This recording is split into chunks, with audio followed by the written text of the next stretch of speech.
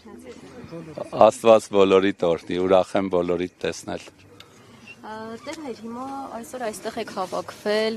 ինչի համար, ինչ է կատարվում այս պահին։ Մեր որդիական սերն ու հարգանքն ենք արտահայտում Վեհափառ Հայրապետին,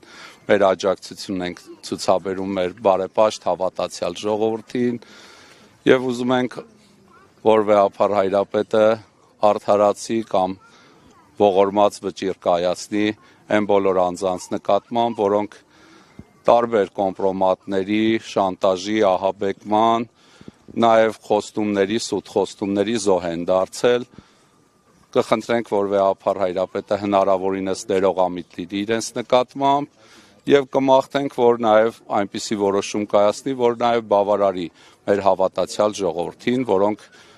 խնդրում են, որ Վեհափառ Հայրապետը արդարացի որոշում կայացնի իրենց նկատմամբ, որովհետև նախկինում էլ մեր եկեղեցին այս նույն եպիսկոպոսների, որոնք երեք տեսանք վարչապետի կողքին,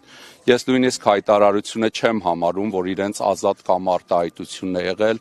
ես կարծում եմ իրենք այդ հայտարարությունը արել են պարտադրանքի ճնշման տակ, կոմպրոմատների, շանտաժի, ահաբեկման, որտեղ նախկին վարչապետի հայտարարություններից կոնկրետ հենց որ վարչապետը քննադատում էր եկեղեցուն, այն բոլոր բաների մասին էր ասում, որոնք ունեն վերոհիշյալ արքեպիսկոպոսները եւ եպիսկոպոսները։ Ներողություն, դուք որ ասացիք մեղադրում վարչապետի հետ հանդիպման գնացած արքեպիսկոպոսներին, կոնկրետ փաստեր կասեք ինչու։ Դուք ասում եք այնպիսի բաներ ունեն։ Ասենք նայեք, եթե իրենք առանց Վեհափառ Հայրապետի գիտության արդեն վարչապետի հետ հանդիպման են գնացել, արդեն իսկ ապօրինություն է, իրենք դրա իրավունքը չունեին, այսինքն նման ֆորմատով առանց Վեհափառ Հայրապետի գիտության, եթե իրենք հանդիպման են գնացել կամ հայտարարություն են հրապարակել, իրենք դրա իրավունքը չունեին։ Վարչապետը նրանց օրինակ շատ հոգևորականների մեղադրում է կուսակրոնության ուխտը խախտելու մեջ։ Կոնկրետ իրենց է մեղադրում։ Ում։ Այդ իր հետ հանդիպվածներին։ Օրինակ, ում անունը կտակ, որը խախտել է կուսակրոնության։ Առանց նույնիսկ անունը տալու իրենք այդ բոլորը հասկացել են, նախկինում էլ նման խնդիրներ իրենք ունեցել են։ Բոլորը։ Այդ որ իր շուրջ հավաքվել էին, այն բոլոր հայտարարությունները, որ վարչապետը ազգային ժողովի ամբիոնը օգտագործելով թշնամանք եւ ատելություն էր տարածում եկեղեցու նկատմամբ, այն բոլոր կոմպրոմատներն ու հայտարարությունները բադ եկեղեցականների, որոնց մասին ինքը ասում էր, հենց իր շուրջն էին հավաքել, ինչ որ առումով Վեհափառ այդ հանդիպումով, վարչապետը այդ հանդիպումով, ինչ որ առումով մաքրեց եկեղեցին, այն մարդկանցից, որոնք իրենց կարգին համապատասխան չեն։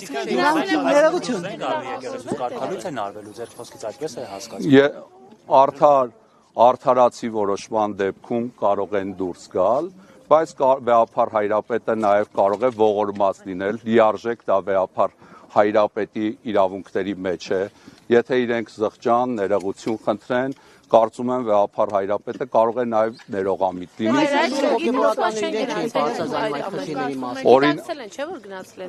Օրինակի համար, եթե ես լինեի Վեհափառ Հայրապետը, իրենք երեկոյան կարգալույց կհռչակվեին եւ այս կիրակի 6 նոր եպիսկոպոսներ կոծեի, բայց փառք Տիրոջը, որ ես չեմ Վեհափառ Հայրապետը եւ Վեհափառ Հայրապետը շատ ավելի ներողամիտ, շատ ավելի շրջահայաց, շատ ավելի երկայնամիտ անձնավորություն է եւ կարծում եմ կարող է նաեւ իրենցից ոմանց նկատմամբ ողորմած լինել, եթե իրենք զղջան։ Ինչու՞ հոգեվորականները չէին բարձրացնում այդ խնդիրների մասին, որ դուք հիմա մատնանշում եք, որ կուսակրոնության ուխտ են խախտել եւ այլն։ Դուք ասում եք գիտեինք այդ Ես չեմ բարձրաձայնել այդ մասին, նախ ասեմ վարչապետն է բարձրաձայնել իր տարքել հայտարարություններով եւ ասենք մենք այդ խնդիրները ժամանակ առ ժամանակ բարձրացնում ենք, դրա արդյունքում շատերը նաև կարգալույց են արվել ժամանակին, շատերն էլ զղջացել են, ապաշխարության իրենց համար շրջան է տրվել, փորձել են հետ գալ ապաշխարությամբ եկեղեցի, նաև վստահաբար Վեհափառին խոստացել են, որ նման բան չի կրկնվի, բայց հիմա արդեն կրկնվելու դեպքում, որի արդյունքում կարող են իրենց դեմ կոմպրոմատներ լինեն իշխանավորների ձեռքին, որոնցով իրենց շանտաժի, ահաբեկման են ենթարկվում, այսինքն իրենք չեն կարողանում իրենց կատարած արարքների պատասխանը տալ։ Նայեք, օրինակ կաթողիկոսներ են խախտել կուսակրոնության ուխտը, որտեղ վարչապետը իրենց էլ է մեղադրում։ Վարչապետը թացը չորի հետ խառնում է, համատարած միջավայր է փորձում ստեղծել ատելության, թշնամանքի։ Ես չեմ կարծում, իհարկե չեն խախտել։ Իհարկե ես կարծում եմ, որ ի պատիվ իրենք չեն խախտել, դրա համար էլ հաստատուն կերպով իրենք կարողանում են մեր խնդիրները վեր բարձրացնել։ Օրինակ, գիտեմ, որ Վեհափառ Հայրապետը Արցախի թեմը չի լուծարել, եւ սա էլ իշխանությունների համար խնդիր էր։ Եվ այսօր տեսնում ենք ցավոք սրտի դառը իրավիճակը, երբ ասենք Վեհափառ Հայրապետը այն թեմը, որը ինքը չի լուծարել, որ իշխանությունները կուզեին լուծարել, եւ թեմի առաջնորդը վերջի պատերազմի ժամանակ ես չգիտեմ որտեղ է եղել, Արցախում է եղել, թե չի եղել, նաեւ այն վերջի շրջանում, որ ռազմաքաղաքական ղեկավարությունները գերության մեջ են, այսինքն իրեն տեսնել այնտեղ գնալը արդեն իր համար կոռեկտ չէ։ Ջան, դուք որ նշեցիք Վեհափառ Հայրապետը նախկինում նրանց հնարավորություն է տվել ուղղելու, մասնավորապես կասեք ով ինչ է արել, ում է ինչ ներել, որ հիմա էլ այդ կոմպրոմատները, փաստերը կան իշխանությունները։ Ասենք այդ փաստերը, այսպես ասեմ, իրանց դեմ օգտագործելուց հետո վարչապետը ոչ միայն իրենց կօգտագործի եկեղեցու դեմ, այլ նաև իր նպատակն է, որ բարեպաշտ ժողովուրդը այդ կոմպրոմատները հիմա կդնի համացանցում եւ եկեղեցին շատերին կթվա, թե ավելի վարկաբեկվեց, բայց ասեմ, մեր եկեղեցականների մեծագույն մասը ապրում են շատ բարոյական կյանքով, շատ օրինակ բան հարցրեցի, նախկինում ում է ներել, ում է շանս տվել։ Այդ բոլոր մարդիկ, որ այսօր վարչապետի կողքին են հայտնվել, Կճոյանին ինչ այդ բոլոր Բենթլին է ներել, Ապորինի հարստանալը։ Վարչապետը Բենթլիից էր, չէ՞ խոսում, Ապորենի հարուստ լինելուց էր խոսում։ Ինչու է կաթողիկոսը այդ դեպքում նախկինում ներել, օրինակ Սոփուշվայտ կյանքը։ Եկել են, զղջացել են, խոստովանել են, Վեհափառը իրենց ժամանակ է տվել, ներողամիտ է եղել, բարեգութել է, որովհետև բոլորը սխալներ։ Կճոյանին տեսել եք Բենթլի ունենալու, Ապորինի հարստանալու համար։ Ես չեմ տեսել։ Բայց ինչպես մի րոպե, թույլ տվեք պատասխանի, Ժողովուրդ ջան։ Իսկ ինչպես գիտեք, որ նման բան է եղել, որ չեք տեսել։ Նայեք, քննադատություններ համացանցում եղել են, բայց Վեհափառ Հայրապետը դրանով հանդերձ իրենց պահել է։ Ինչպես Վեհափառ Հայրապետը արդարացրեց։ Եվ Վեհափառ Հայրապետը եկեղեցականների մեծ պակաս ունի։ Գիտեք, Եղեռնից առաջ ինչքան քահանա ենք ունեցել, մոտ 5000 քահանա ենք ունեցել 15 թվից առաջ։ 4000 քահանա Եղեռնի ժամանակ զոհվել են հոգևորականներ։ Արևելա Հայաստանում մոտ 700 հոգևորական է եղել առաջին հանրապետությունից առաջ։ Այսինքն խորհրդային շրջանում 700 հոգևորական է բռնադատվել եւ այսօր Հայաստանում շուրջ 250 ընդամենը հոգևորական ունենք։ Անկեղծ ասեմ, որ մենք մեծ թերություններ չենք ունենում, մարդիկ ենք բոլորս թերություններ ունենք, անթերի հոգևորականներ չկան։ Մեր եկեղեցում մեկն է, որ անթերի է, դա Հիսուս Քրիստոս է, բայց եթե մեր եկեղեցու օրինակ ամենայն հայոց կաթողիկոսը լիներ Պետրոս Առաքյալը, վարչապետը նույն հաջողությամբ իրեն պիտի ասեր մատնության գիշերը Տիրոջի 3 անգամ ուրացար։ Եթե Պողոս Առաքյալը լիներ, պիտի ասեր Անտիոքի քրիստոնյաներին հալածեցին, հիմա էլ գնում էիր Դամասկոսին հալածեիր։ Եթե անգամ նույնիսկ Գրիգոր Լուսավորիչը լիներ Վեհափառ Հայրապետի փոխարեն, պիտի ասեր քո հայրանակը մեր հայոց Խոսրով թագավորին է սպանել։ Եվ նման հայտ պիտի ասեր եւ էլի հակաեկեղեցական պայքար տաներ։ Բայց այն մարդիկ, որոնք իրենց սկզբունքներին մանավանդ մի 2 ամիս առաջ իրենց հայտարարությանը դեմ այսօր հայտարարություն են անում, սա խոսում է հստակ այն մասին, որ իրենք ահաբեկված են, իրենց առջև դրել են ինչ-որ հարցեր, որոնցով իրենք եկեղեցում համատեղելի չեն եւ իրենք կարծում են փրկողակը վարչապետի առաջարկած այդ փրփուրներն են, որոնցից իրենք բռնվելով չեն կարողանալու փրկվել։ Որ հայտարարությունը նկատի որ հայտարարությունը նկատի որը արել են հիմա դրան հակառակ բազմաթիվ հայտարարություններ, սկսած իրենց աբեղաձեռնադրվելուց արված հայտարարությունը եկեղեցու հնազանդության ուխտը, աղքատության ուխտը, կուսակրոնության ուխտը ու բազում այդպիսի ուխտեր, որոնք իրենք ասել են եւ նաեւ Մայրաթորի եպիսկոպոսները բազմաթիվ հայտարարություններ են ունեցել, այդ թվում ասենք այն ժամանակ, որ Միքայել arczepiskopos Աճապահյանը, Բագրատ arczepiskopos Գալստանյանը, Մկրտիչ եպիսկոպոս Պրոշյանը կալանքի մեջ չէին, իրենց կալանավորումն էլ պատահական չէ, իրենք մեր եկեղեցու են նվիրյալ եպիսկոպոսներն ու arczepiskoposներն են, որոնց նաև եպիսկոպոսների, arczepiskoposների մի մասի համար ամուր պատվար էին, նաև իշխանությունների հակաեկեղեցական բռնաճնշումներին, որ գիտենք, սա մակերեսային երևույթ չի, այս երևույթը ուղղորդվում է Էրդողանի,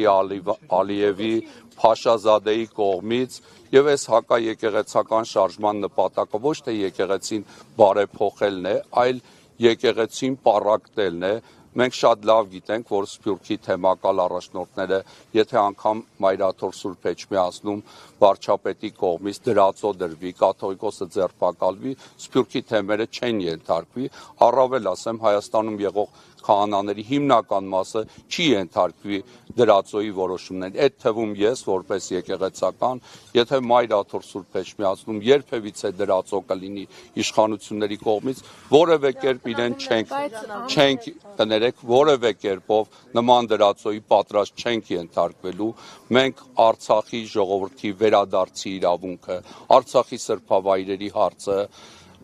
Արցախի ռազմաքաղաքական ղեկավարության Բաքվու բանտում լինելու պայմաններում խաղաղություն, անարժանապատիվ խաղաղություն երբեք չենք ուզում, պատրաստ չենք անարժանապատիվ խաղաղության եւ առավել եւս իշխանությունների հակասահմանադրական միջամտության։ Ինքը որպես շարքային հավատացյալ էր կառավարությունում այս եպիսկոպոս եւ arczepiskopos-ներ ընդունում, իհարկե ոչ։ Ինքը որպես շարքային հավատացյալ էր ոստիկանական ուժերով ներխուժում Մայրաթոր Սուրբ Էջմիածին։ Ինքը որպես շարքային հավատացյալ է մատնիչ դավաճան Ստեփան Ասատրյանին դեռևս Հովանավանքում թույլ տալիս, որ ինքն իր ավճությամբ չներեցին այդ շանսը, չտվեցին, ինչպես Ավելի մեծ էր մեքենաներ ունեցված իրեն տվել են այդ շանսը մեր խնդրանքից հետո, երբ որ խնդրել ենք թեմակալ առաջնորդին, այո, անձամբ ես գրավոր կերպով Սրբազան հորը խնդրել եմ, որովհետև բացի Սրբազան հոր անունը չի հիշատակելուց, նաև Վեհափառ Հայրապետի անունը չի հիշատակել, անձամբ ես եմ քահանաներից եղել մեկը, որ գրավոր կերպով Սրբազան հորը խնդրել ենք, որ իր հարցը կարգապահական ներկայացնի, Սրբազան հայրը ժամանակ է խնդրել մեզանից, ասելով, որ հանձնախումբ կձևավորի, 3 հոգևորականներ հանդիպել են իր հետ, խոսել են, բանակցել են, որպեսզի իրեն հնարավորություն տան եկեղեցի վերադառնալու, ինքը ասել է արդեն ուշ է, չեմ կարող վերադառնալ, ավել ասեմ նույն իրավիճակում է Ստեփան Ասատրյան, այսօր ինքը ազատ իրեն չի զգում, ազատ չի շփվում, իր տանը ոստիկանական հսկողություն կա, իր վրա էլ վստահաբար նյութեր ունեն, հիշում եմ դրանից դեռևս 1 ամիս երկրորդ հոգևորականի վրա մի հատ կոմպրոմատ կա, մի հատ պապ կա։ Ասենք չունեն երկրորդի վրա, փառք Աստծո չունեն։ Ասենք պատկերացրեք թեմի 19 հոգևորականի տարել են քնչական տունը խոզարկությամբ, մեր բնականից ոչ միայն իմ հեռախոս, այլ 3 համակարգիչ են տարել, 4 երեխաներից կնոջս հեռախոսներն էլ են տարել եւ թեմի հիմնական քահանաների վրա որևէ կոմպրոմատ իրենք չեն կարող գտնելու դեպքում էլ մենք առողջություն այդ կոմպրոմատները լուծելու ճանապարհը գիտենք, եթե մեր թերությունները, սխալները անհամատեղել են մեր եկեղեցական լինելուն, մենք պատրաստ ենք ցանկացած բայի եկեղեցուց դուրս գալով, եկեղեցական կարգից զրկվելով մնալ որպես շարքային հավատացյալ եւ որպես շարքային հավատացյալ լինել եկեղեցում եւ եկեղեցու կողքին։ Ես Տեր Վրթանեսն եմ, Փառենը չեմ, բայց սիրով կլսեմ, մեծ պատիվ այն Տեր Փառեն ասելն էլ։ Ներողություն, Տեր Վրթանես, Աշակ Սրբազանը եւս զղջացել ու ապաշխարել է ու ներում է ստացել։ Նախ ասեմ, որովհետեւ ներողություն, որովհետեւ ասեցին տեղեկություններ տարածեցին, որ իր մասնակցությամբ տեսանյութը տարածված ճիշտ է եղել եւ կեղծված չի եղել։ Ասեմ, այդ տեղեկությունը նախ ճիշտ չի եղել, կեղծված է, արհեստական բանականությամբ ստեղծված է։ Բացի այդ, դա արել են գաղտնալսումից հետո, որպեսզի մարդուն հնարավորություն ունենան արհեստական բանականությամբ նման անվարո տեսանյութ պատրաստել, մարդու լողասենակում այդ մասին տեսանյութ այդ կամերա են դրել, որպեսզի մարդուն մերկ նկարեն, կարողանան այդպիսի տեսանյութ պատրաստել, երեք ճիշտ ասած մեր հարազատներից մեկն էր զանգել, ել ասենց շատ հարազատ անձնավորություն, ասում է, դեր այդ տեսանյութը նայել եմ, այնտեղ որ ասում են, այս ինչի հետ է, այս ինչին ես անձամբ ճանաչում եմ, նա չի տեսանյութում, ասում եմ, արգելիս, ինձ ես բացատրում, դե գնա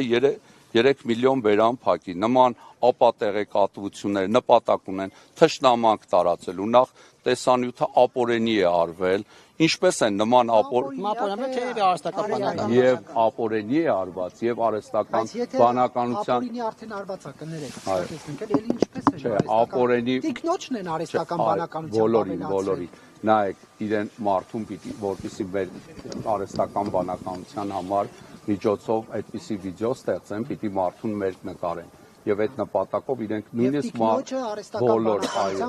մի քանի կամերաներ են փորձաքննության արդյունքներ ունեք։ Ես իմ սեփական աչքով, նույնիսկ անձեն աչքով տեսանյութի վատ որակը գլուխի շարժումից սկսած դեմքի շարժումից ձեռքի հստակ երևում է, որ դա արհեստական, դա ուղղակի առանց մասնագետ լինելու հստակ երևում է, բայց նաեւ ապօրենություն է կատարվել մեզանից շատերին նաև գաղտնալսել են ապօրենի կերպով, հետևել են, հետապնդել են տարբեր ձևերով, ինձ էլ բազմաթիվ անգամներ տանից մինչև եկեղեցի, ասենց ոստիկանական մեքենաներով, ասենց ոչ ոստիկանական տարբերանշանով մեքենաներով հետևել են, երկար ժամանակ հավանաբար նաև հեռախոսով են գաղտնալսել, ես որևէ մեկ կոմպրոմատից չեմ վախենում, նախ այնպիսի բան առաջ չունեմ որևէ բանից վախենամ, անկեղծորեն ասեմ, բայց նաև եթե նման նյութեր լինի, եթե որևէ դեպքում ես այնպիսի սխալ անեմ, որի արդյունքում կարող եմ վարկաբեկվել, ես պատրաստ եմ այդ սխալը դնել կարգապահական հանձնաժողովի աչքի առջև,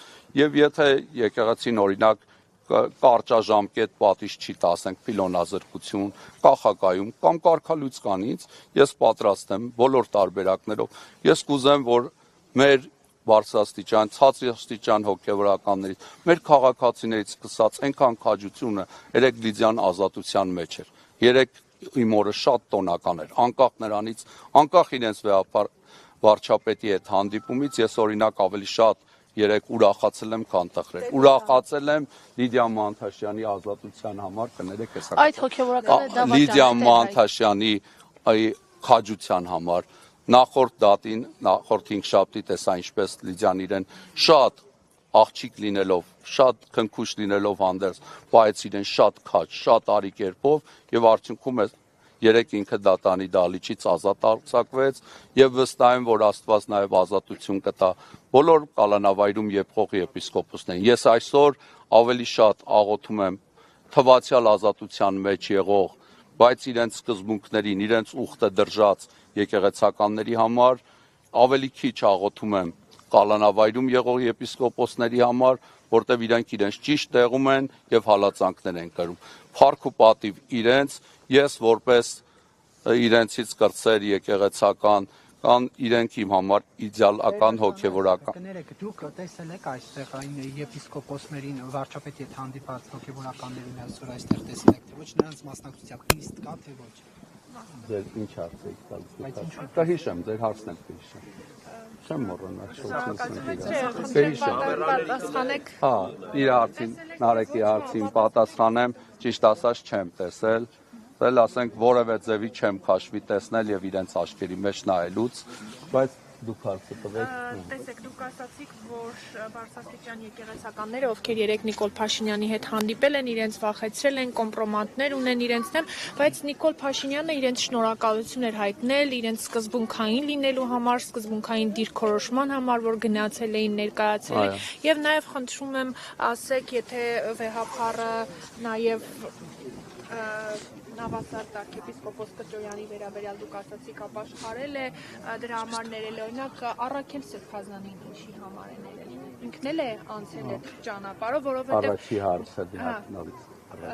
Առաջին հարցը Նիկոլ Փաշինյանը 3 եպիսկոպոսներին։ Առաջի հարցին պատասխանեմ, առաջի հարցին պատասխանեմ, երկրորդի պատասխանել կգտնեք։ Նիկոլ Փաշինյանը հանրապետության համար 1 ստախոսն է։ Եվ քանի որ Նիկոլ Փաշինյանը իրենց ասել է ձեզ ողջունում եմ ձեր քաջության, ջան համարձակության, երբ որ Նիկոլ Փաշինյանը մեկին քաջ է կոչում, խոսում է այդ մասին, որ ինքը վախկոտ է։ Եթե մեկին ասում է, որ դու համարձակ ես, ուրեմն ինքը լկտի պահված լինի, եւ ասենք Նիկոլ Փաշինյանին իմանալով, մենք հասկանում ենք, որ որևէ մեկին, որ ինքը գովում է, վարկաբեկում է, այսօր ասում է մեկը հավատացյալներից Գնել Սարգսյանը քեզ իր ուղիղ եթերում քննադատել է, ասի շատ շնորհակալություն իրենից, որտեվ եթե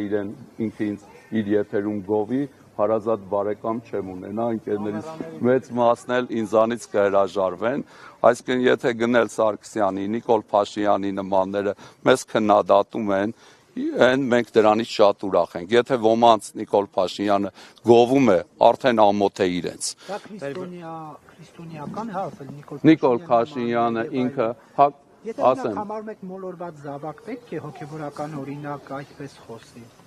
Ինքը մոլորված զավակ չի, ինքը մոլորեցնող գայլ է, եւ մեր բարեպաշտ ժողովրդին էլ գառան մորթով գայլերից զգուշացնում ենք, ինքը գառան մորթով գայլ է, իր կարդացած սաղմոսներն են իմ համար ամենավիրավորականը, կարող է ինքը այնպիսի սաղմոսներ կարդալ, որոնք վերաբերում են Մեսիային, եւ ինքը առաջի դեմքով կարդալ, չգիտեմ, կառավարության տանը ապրել, ընտանիքով շքեղ ապրելակերպով ապրել եւ ասել ես աղքատ ու տնանկ եմ, դու ոչ աղքատ ես, ոչ տնանկ ես, կամ աղոթքի նախաճաշ հրավիրել, դատաստանի առակից խոսել, եթե ասում է դատաստանի առակի ժամանակ ոմանց կասի եկեք իմ հորորդյալներ, բանտում էի ինձ այցի եկաք, դու բանտարկյալներին չես այցի եկել, դու անմեղներին բանտարկել ես, այդ թվում եպիսկոպոսների եւ արքեպիսկոպոսների, ասում է տնանկ էի, ինձ տանս ընդունեցիր, ինքը Արցախի մեր 120,000 ժողովրդին տնանկ է դարձրել, ինքը ասում է որբերին խնամեցիր, 44 օրյայի պատերազմի իր ապաշնոր ղեկավարության կամ ղեկավարության անկարողության հետևանքով բազում երեխաներ որբ են դարձել, այսինքն ինքը ոչ թե կալանավորների է այցելել, այլ ամենաշատ քաղաքական կալանավորները Հայաստանի 3-րդ հանրապետության ժամանակ եղել են իր օրոք, այսինքն ինքը կալանավորել է նաև աննախադեպ առումով եպիսկոպոսների, արքեպիսկոպոսների, քահանակ այսօր տնային կալաքում, թեմիների հաշվապահների, հոգևոր կյանքը ամբողջ փորձում է խաթարել, Արցախում բազմաթիվ եկեղեցիներ, վանքեր, վերջի շրջանում տեսա ինչպես նաև Քաշաթաղում պարսկական մզկիթ էին ադրբեջանցիները քանդել, դրա համար էլ սիրտս ցավացել։ Այսինքն Նիկոլ Փաշինյանին դարձի բերելու բոլոր հնարավոր ճանապարհները սպառվել են։ Դարձի գալը այսպես է, մարդը պիտի զղջա, խոստովանի եւ հատուցի։ Իր արարքների համար ինքը եթե նույնիսկ զղջա, խոստովանի էլ, կարծում եմ ինքը չի կարող հատուցել, որովհետեւ ինքը Հայաստանի Արցախի հանրապետության ամբողջ տարածքն է հանձնել Ադրբեջանի, ավելի մեծ տարածք է ինքը ստորագրությամբ հանձնել, քան մենք կորցրել ենք 44-օրյայի պատերազմի ժամանակ, ինչպես պիտի հատուցի զոհերի ընտանիքներին, անհետ կորածների ընտանիքներին, ինչպես պիտի հատուցի հաշվանդամ դարձած մարդկանց։ Ես կարծում եմ ինքը դժվարություն կունենա հատուցելու եւ դժվարություն կունենա դատաստանի ժամանակ պատասխան տալու։ Դրա համար էլ ինքը գնում է այն քայլին, որպեսզի իր ականջներին հաճո, իր լսելիքին հաճո, իր շուրջը համախմբի հոգևորականների նրա։ Օրինակ տեսանք 8 հոգևորականների, որոնք կներեք հանդիպեցին Փաշինյանի հետ։ Դուք տեղեկություն ունեք այդ 8 հոգևորականներից բացի այլ բարձրաստիճան հոգևորականներ եւս միանալու են։ Ինքը 8 տարվա մեջ 8 հոգի է հավաքել իր շուրջ։ 54-ից։ Այո, 54-ից, այսինքն քանիսն են մնում այնտեղ 44-ը։ Եպիսկոպոս, արքեպիսկոպոս նկատի ունի։ Այո, 54-ից եթե 8-ը միացել են եւ վեհափառի շուրջ մնացել են արքեպիսկոպոսների եւ եպիսկոպոսների մեծագույն մասը, ավել ասեմ, եթե եպիսկոպոսների եւ արքեպիսկոպոսների մեծագույն մասը անգամ միանային Նիկոլ Փաշինյանին, դա որևէ հիմք չէ վեհափառ Հայրապետի հրաժարական։ Կան էլի միացողներ, մի րոպե միտքս ավարտեմ։ Վեհափառ Հայրապետը կարող է միայն հրաժարական տալ, եթե դավանաբանական շեղում ունենա իր հավատքից, որը վեհափառ Հայրապետը կուսակրանության ուխտը խախտելու ոչ հնարավորություն ունի եկեղեցու կանոններով վեհափառ Հայրապետի կանոն չկա շնության դեպքում, նույնիսկ ես նայեք սխալ չհասկացում, նույնիսկ եթե վեհապար հայրապետը այսօր նման մեղք գործի, եկեղեցական կանոն չկա, կանոնագիր կայացում կանոն կա, քահանայի շնության դեպքում ինչ պիտի արվի, եպիսկոպոսի կա, սարգսակի կա, աշխարհիկի կա, բայց վեհապար հայրապետի վեհապար հայրապետի նման կանոն նույնիսկ գոյություն չունի ուխտը խախտելու իր վեհապար եղած ժամանակ ուխտը խախտելու դեպքում նույնիսկ կանոն չկա, այսպես ասեմ, որևէ կանոն չկա, բայց դեպքն էլ չկա, այսինքն իրենք փորձում են նայեք մարդու անցյալի վրա ինչ որ մեղքեր բարդել, այսինքն ցանկացած մեկս անցյալում ներկայում մեղքեր ունենք 50 տարի առաջ ենթադրյալ կատարած հանցանքի համար այսօր հիշել են եւ ինչ ասեմ այսօր անբարոյական կյանքով ապրող մեկն է հիշել երբ որ իր կնոջ հետ ինքը ոչ զաքսով ոչ եկեղեցով ամուսնացած չի հենց օրենքի խախտում է այդ կանոնագիր կայոցը բոլորիս համար է ժողովուրդ բոլորս մարդ ենք եւ բոլոր մարդկանց համար է կանոնագիր կայոցի օրենքները օրենքից վեր մարդիկ չկան իրենք դրա իրավասությունը չունեն իրենք ինքնիրավչությամբ են զբաղվում որի համար պետությունը քրեական հոդված ունի պետական պաշտոնյայի հովանավորչությամբ նման արարքը նաև ավելի է խստացում, եթե պետական պաշտոնյայի հովանավորչությամբ է արվում, սահմանադրությամբ հայ առաքելական Սուրբ եկեղեցին պետության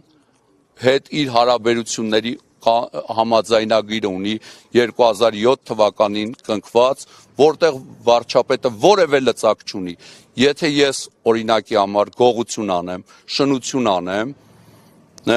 սպանություն անեմ, ինձ պետությունը կարող է պատժել միայն գողության եւ սպանության համար, ինձ մայրաթոռը կարող է որպես քահանայի նաեւ շնության համար պատժել, բայց պետությունը նման լծակ չունի, որ ինքը մտնում է ուրիշների ընտանիքները, ուրիշների անձնական կյանքը, այդ թվում հոգեվորականների իմ հարցը նման դեպքում կարող է քննվել Եթե օրինակ ես շնություն մեղք գործեմ, իմ հարցը պիտի իմ համայնքը կամ երեցկինը կամ ես ներկայացնենք կարգապահական հանձնաժողովին եւ կարգապահական հանձնաժողովը այդ դեպքում մեր հարցը քննելու իրավունք կունենա, բայց կարգապահական հանձնաժողովը ինքը խորհրդատվական մարմին է եւ իր քննած հարցը միայն օրինական ուժ է ստանում վեհապար հայրապետի կողմից հաստատելուց հետո կներեք եկեղեցին ինքը երարխիկ կառույց է եւ ղեկավարում է տիրոջ օծյալ գահակալի նույնիսկ ազգային եկեղեցական ժողովը որ մեծ ձայների մեծամասնությամբ ընտրել է Գարեգին II ամենայն հայոց կաթողիկոսին ինքը նույնիսկ միջոց է օծման համար կարևորը վեհապարի օծումն է եւ ինքը մեր օծյալ գահակալն է եւ որևէ մի իշխանական չինովնիկ իրավասու չէ եկեղեցու ներքին կյանքին միջամտելու Տեր Վրդանես, դուք տեղյակ եք բարձրաստիճան հոգևորականների այս պահին ընթացող ժողովից ինչ ժողով է տեղի ունենում, արդյոք վարչապետի հետ երեկվա հանդիպմանը մասնակցած եպիսկոպոսները եւ արքեպիսկոպոսները, որովհետեւ այնտեղ ցանկում նրանց անուններ կա, կազմում, հա, ժողովի, արդյոք նրանք ներկա են այդ ժողովին, ովքեր Հարցի համար շնորհակալ եմ, անտեղյակ եմ, տեղյակ չեմ։ Իսկ դուք ասացիք, որ եկել եք հանդիպելու կաթողիկոսին, ես եկել եմ Մարտաճար աղոթելու, այո, իմ աջակցությունը հայտնելու, չէ, տեղյակ չեմ։ Եվ որևէ այդ մանատ, ես այսօր առավոտյան Կալանավայրում գտնվող Մրկերտիչ արքեպիսկոպոս Պռոշյանի օրհնությամբ եւ մեր թեմի հոգեվոր տեսուչ հայ Շնորհ Պալոյանի օրհնությամբ այցելել եմ Կոշի Սուրբ Ստեփանոս մեր ուխտավոր հավատացյալների հետ եւ այնտեղ նաեւ աղոթել ենք վեհապար հայրապետի համար, որ մեր վեհապար հայրապետին երկար արևշատ օրեր տա Աստված, նաեւ Կալանավայրում եղող սրբազան հայրերի համար, մանավանդ Միքայել arczepiskopos Աճապահյանի համար, որտեղ ինքը չնայած իր արտաքին այսպես քաջ, համարձակ տեսքին, ինքը փուխր առողջություն ունի, ինքը գիտնական, մտավորական, հոգևորական է, բայց շատ առողջական լուրջ խնդիրներով անձնավորություն է, որոնց համար ինքը չի լացում, չի մխկտում, սենց խեղճ դեմք չի ընդունում, բայց ինքը շատ փխրուն առողջություն ունի։ Կուզեմ, որ նաև դուք էլ աղոթեք իր առողջության համար, որտեղ կալանավայրում եղող հոգևորականների հետ նաև շատ վատ են վարվում, անկեղծ ասեմ, ես ինքս առաջի այդ խուզարկության ժամանակ, երբ մեր տունը հոկտեմբերի 15-ին մտան մեր տուն, այնտեղ ասենք շատ արգալից էին վարվում, բայց փառք Աստծո վերջի անգամ որ քնչական եմ կանչվել, փաստաբանի հետ էի եւ ի պատիվ Արմինե Ֆանյանի, որ հրաշալի փաստաբան է, փառք Տիրոջ է, վերջի անգամ քնչականում իմ հետ անհարգալից չեն վարվել եւ ինձ խոշտանման չեն յետաշխություններ ինչպես են վարվում հոգեվորականների հետ, որ ասացիք վատ են վարվում Միքայել Սրբազանի հետ ֆիզիկական ասենք անկեղծ ասեմ, որ մեր տոնը խուզարկության են մտել, կներեք նույնիսկ ինձ չեն թողել հագուստներս հագնեմ, գիշերազգեստով եմ եղել ամբողջ ընթացքում,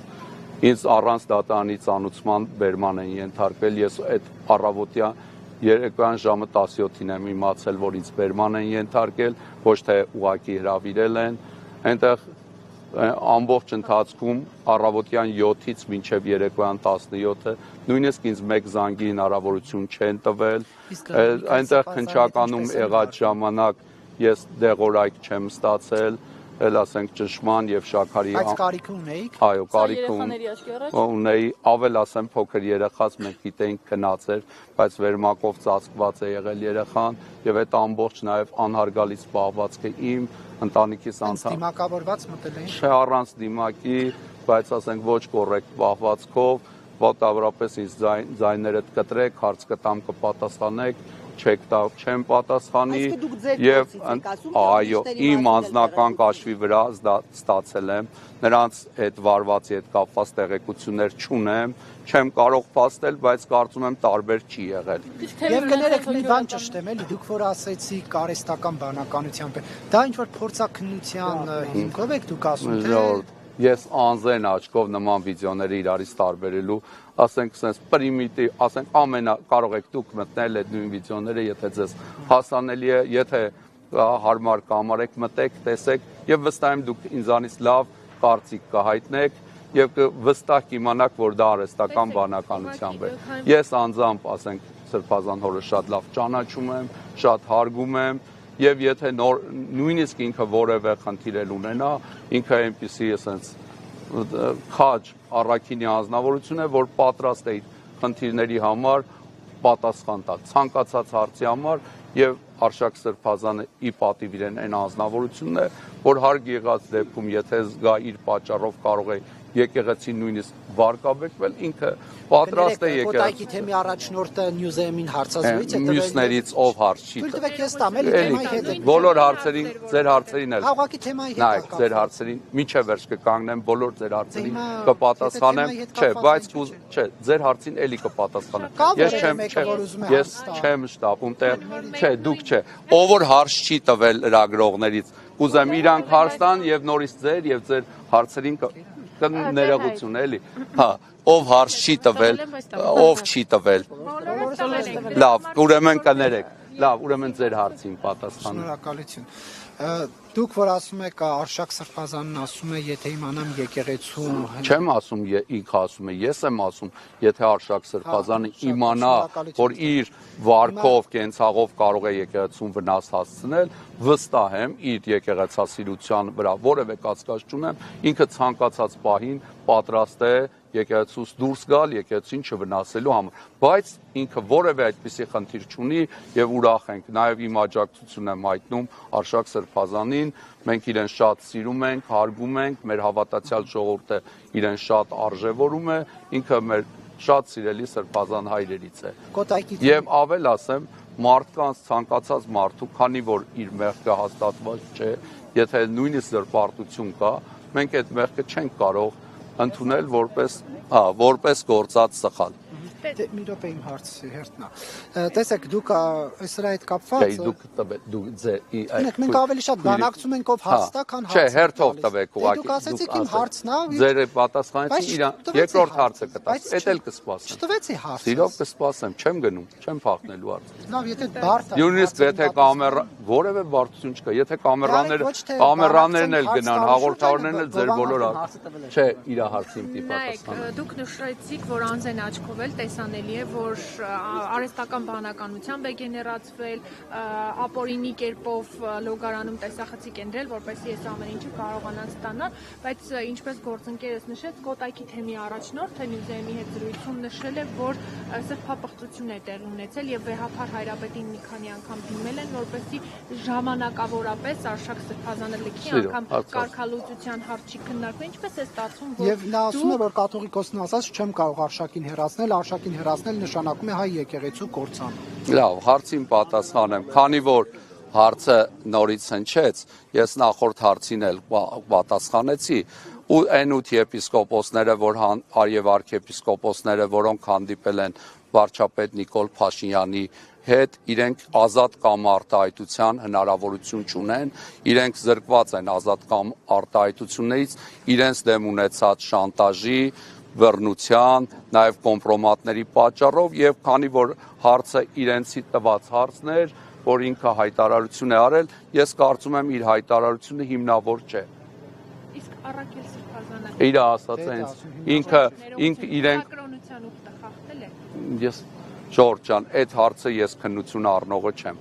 Թող ասենք այդ հարցերը բոլորը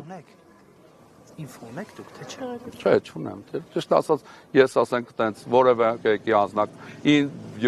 մեկի անձնական հարցով, այդ թվում իմ համայնքի անդամների անձնական հարցերով զբաղվում եմ այն դեպքում, երբ որ իրենք խոստովանության համար անհատապես գալիս են իմ մոտ եւ ինձանից խորհուրդ են հարցնում եւ փորձում են այդ մեղքից դուրս գալ, ես այդ դեպքում իրենց խորհուրդ եմ տալիս, օգնում եմ։ Ես երբևիցե չեմ հետաքրքրել ոմանք ինչպիսի բարոյական կյանքով են ապրում, իրենց այդ անձնական հարցերը գալիս են իմ քննարկման շրջանակ, երբ որ մարդը գալիս է իմ մոտ խոստովանության։ Դուք նախորդ պատասխանից մեկում ասացիք, որ կաթողիկոսի հետ կապված այդպիսի խնդիր չկա, եթե նա Ես երբևիցե նման խնդիր չեմ լսել, չեմ տեսել, հիմքեր չունեն։ Ինչու չեն ասում, զավակ ունի թե չէ, եթե մեկը Ասեմ, ձեր հարցին, եթե չեն ասում, ով եք ասում, ես ասում եմ չունի։ Մայրաթորը ինչու չի ասում։ Մայրաթորով է, ես Մայրաթորի քահանաներից մեկն եմ։ Համակարգը, որը Մայրաթորի պաշտոնական դիրքորոշում հավաքում։ Հիմա կներեք ոնց որ ինձ ասեն դու այլ մոլորակային ես, ես գնամ ասեմ չէ, ես այլ մոլորակային չեմ։ Նման ասենք հերյուրանքների մակարդակով հարցեր բարձրացնելը եւ դրան պատասխանելը։ Ասենք ամեն ինչ ասում են։ Պատմական ոնց մյուս եպիսկոպոսների պահով ասացիք, որ իրենք աղքատության ուխտն է խախտել, Ես նայեք կներեք երևի իմ խոսքում հիշեք, ասացի, եթե իրենք այդ ուխտերը խախտել են ու իրանց դեմ կոմպրոմատներ ունեն իշխանությունները, իրենք սխալ ճանապարհով են այդ իրավիճակից փորձում դուրս գալ։ Այսինքն իրենք չէին կարող այլ ձևով հայտնվեին վարչապետի շրջանակում։ Բայց դուք ասացիք, որ իրենք զղջացել են, ապաշխարել են։ Եթե նախկինում այդպիսի ասի խնդիրներ քննվել է իրենց մասով եւ իրենք կարգալույս չեն արվել, ուրեմն այդ խնդիրների շուրջ իրենց Այսինքն ամբողջը ենթադրություն էր։ Ենթադրություն չի, դա Այսինքն այդպեսի բան եղել է։ Եթե որևէ մեկի մասին եղել է եւ այդ հարցը քննվել է, դուք ասենք, եթե պատկերացում ունենաք, վստահ եմ, ձեզանից շատերը ունեն, կարգապահական հանձնաժողովը ինչ մեխանիզմներով է աշխատում, Մայրաթորի շնորհների բաշխման եւ կարգապահական հանձնաժողով կա, որը ցանկացած մեկի հարցը քննելուց հետո, երբ որ ինքը մեղք է գործել, հարցնում է այդ մեղքի համար դու զղջում ես, որովհետեւ դեպք է լինում մարդը այդ հանձնաժողովին ասում է ես այդ մեղքը չունեմ կամ չեմ զղջում։ Եթե ասում է չունեմ, պիտի ինքը հիմնավորի, որ չունի, եթե ասում է ունեմ եւ չեմ զղջում, իսկ եթե ինքը այդ կարգապահական հանձնաժողովում այդ հարցը նախկինում ներկայացվել է եւ ինքը այսօր շարունակում է քահանագործել, վստահաբար ինքը զղջում եւ ապաշխարության շրջան։ Ենթադրում եք, որ եղել է այդպիսի բան, ինքը զղջացել է։ Դուք Ասում եք, եթե եղել է։ Ասենք նայեք հիմա 8 հոգու մասին ենք խոսում, կարող է իրանցից մեկի համար եղել է, եւ մեկի համար չի եղել, ոմանց համար էլ ասենք ես իրենց աստիճանից ելնելով չեմ ուզի ավելի անձնավորեմ, որ ասենք չհայտնվեմ, ասենք չգիտեմ, ասենք կարող է հիմա մի փոքր փորձեմ ավելի շատ անձնավորեմ, հայտնվեմ Նիկոլ Փաշինյանի կարգավիճակում, որը ես ինձ թույլ չեմ տա այդպես իջնեմ, իրենց անձնական հարցերը ես բարձրացնեմ։ Թող իրենք իրենց անձնական հարցերը ինքնուրույն ներկայացնեն կարգապահական հանձնաժողովին եւ փորձեն լուծումներ գտնել։ Դա իրենց անձնական խնդիրն է։ Իրենք եթե այդ խնդիրը ունեն, որոնց համար իրենց շանտաժ են անում, ահաբեկում են, արդեն խնդիր ունեն։ Այդ խնդիրներից դուրս գալու իրենց ճանապարհ եմ նորից Իսկ ի՞նչ գիտեք որ շանտաժ են անում։ Կարող մարդկանց անկեղծ դիրքորոշում կզարմանայի, որ իրենց բա մինչև 6 ուրեր իրենց անկեղծ դիրքորոշումը։ Թե նոր են դարձի եկել։ Հա։ Բացառում են։ Ես իրենց շատ ավելի կհարգեմ, եթե իրենք ասենց սկզբունքորեն թեկուզ Նա որ Կոչոյանը ձեր դեմ դուրս գա, ինչ կասեք իրեն։ Եթե դեռևս կարգալուծության հրամանը չի եղել, Աստված օգնական կասեմ։ Ինքը դրա կարիքը այս պահին ավելի շատ ունի, քան նույնիսկ այն մնացածը։ Դուք կարծում եք, որ Կոչոյանին պետք է կարգալույց անեն։ Եթե ինքը առանց վեհապարի գիտությամբ է հանդիպել եւ եկեղեցու ընդհանուր դիրքորոշմանը դեմ կարծիք ունի, իհարկե կարծում եմ։ Դեր հայր առնվազն 2 ամիս առաջ նույն Եվ ոչ միայն Կոչոյանին, ցանկացած մեկին, էլի։ Ուղղակի հայտնի Ասենք բոլորին, ցանկացած մեկին, եթե եկեղեցու պաշտոնական դիրքորոշումից այլ դիրքորոշում ունի, եկեղեցում ինքը չի կարող լինել։ Այսինքն հստակ։ Բայց Ստեփանասատյանը դեր շարունակում է եկեղեցում լինել։ Տարբեր հարցեր, եկեղեցու միության հարցում չի կարող բազմակարծություն լինել։ Կարող է բազմակարծություն լինել, օրինակ այլ հարցերում, բայց ոչ այն կանոնական հարցերում, որ եպիսկոպոսատ ժողովը մայրաթոռում վեհապար հայրապետի ատենապետությամբ կորոշի։ Եկեղեցում նման sense բազմա ժողովը քվեարկում է, որոշում է, բայց վերջնական որոշումը ժողովի ղեկավարի, այսինքն վեհապար հայրապետի առանց հաստատման որևէ արժեք չունի։ Դեր հայր ցույց կտակ առնվազն 2 ամիս առաջ առնվազն այդ 8 սրբազաններից 2-ը խոսում էին հակառակ նույն Արցախի կորստի մասին, նույն եկեղեցու դեմ արշավի մասին։ Հիմա իրենք հանդիպում են Նիկոլ Փաշինյանի հետ։ Որն է ավելի անկեղծ ցես։ 2 ամիս առաջ արված հայտարարությունները թե 3 2 ամիս առաջ արած հայտարարություններից առաջ հավանաբար այդ կոմպրոմատները իրենց արժև չէին դրել եւ իրենք ազատ կամ արտահայտություն ունեին այդ կոմպրոմատների մասին մի անհանգստեք դուք այդ բոլորը կտեսնեք կլսեք նույնիսկ եթե պարզ ժողովուրդը դրանք չդնի իրենց արժև ես վստահաբար ասում եմ Նիկոլ Փաշինյանը մի որոշ ժամանակ հետո նաեւ այս հակաեկեղեցական արշավը ծախողելուց հետո ինքը կհրապարակի այդ բոլոր կոմպրոմատները, որ ունի իրենց դեմ։ Ինքը խափում է, կոնտրոբանդները օգտագործում է, վերջում էլ հրապարակում է, որովհետև ինքը ձեր նման կայացած լրագրող չի, այլ թերուս լրագրող է նախկին, որը չի ավարտել լրագրողության են բազան չունի, որը դուք ունեք, ի պատիվ ձեզ։ Ես կուզեմ նաև իմ հարգանքն ու գնահատանքը արտահայտել բոլոր լրատվամիջոցներին, որոնք եւ Հովանավանքում հստակ կերպով ցույց տվեցին, թե այնտեղ ինչ է կատարվում ոստիկանների, ովքեր են այնտեղ հավաքվել, ինչպես են նրանք վերվել, ինչպես է օգտագործվում վարչական ռեսուրսը, իմ հարգանքն ու խոնարհում են լավ լրագրողներ։ Չեմ ուզի անուններով էսպես իրանց էլ անդրադառնամ, կարամ իհարկե մի մասին արտահայտել, որոնք ուղղակի քաջությամբ այդ ամբողջի փողոցային խուժանի դեմ կանգնած ազգի եւ եկեղեցու իրավունքներն էին բարձրաձայնում հարգանքս խոնարհում ես եւ այդ լրագրողներին եւ կուզեմ արտահայտվել երեք համացանցում տեսա ասում են բա ուր են մտավորականներ ես բազմաթիվ մտավորականների խոսք լսեցի ի աջակցություն եկեղեցու նաեւ լսեցի տարբեր մարդկանց խոսքը աջակցություն վեհապար հայրապետին եկեղեցուն եւ Փառք Աստծո ջրերը պարզվում են եւ հստակ է լինում ովքեր են Մայրաթոր Սուրբ Էջմիածնի իրոցյալ գահակալի կողքին, ովքեր են դեմ եկեղեցուն եւ ովքեր են իրենց վարկով կենցաղով տարիներ շարունակ վարկաբեկել եկեղեցին եւ այսօր էլ չեն կարողանում իրենց սեփական վարկը պաշտպանել եւ նրանց կողքին Փառք Աստծո ունենք հրաշալի հոգեվորականներ, որոնք իրենց կոչմանը հավատարիմ են։ Ես իմ աջակցությունն եմ բերում բոլոր իրենց կոչման մեջ, իրենց ուխտը եւ հավատարմության եւ կուսակրոնության եւ մնացած ուխտին հավատարիմ եպիսկոպոսներին, արքեպիսկոպոսներին, քահանաներին, սարգսակներին եւ բարձ հավատացյալներին, ինչու՞ չէ։ Տեսնում եմ այստեղ կանգնած հավատացյալների մեջ լեգենդար մարդիկ կան, հարգանքներս ձեզ, խոնարհումս, բոլոր են քաջ համարձակ մարդկանց, շնորհակալություն ձեզ, իմ համեստ կարծիքը հայտնելու համար, ցանկացած կերպ կարող եք առողջություն, իմ կարծիքը կարակ կրճատեք, երկարացնեք, կարակ եթե ուղիղ եթերում դնեք, առանց ուղիղ եթերի, ինչպես կուզեք արտահայտվեք, ձեզ բոլորիդ Աստված օրհնի։ Շնորհակալություն։ Բոլորիդ շնորհակալություն։ Հա, Աստված օրհնի ձեզ։ Վերջում հաջողն էլ բարևի նման էր,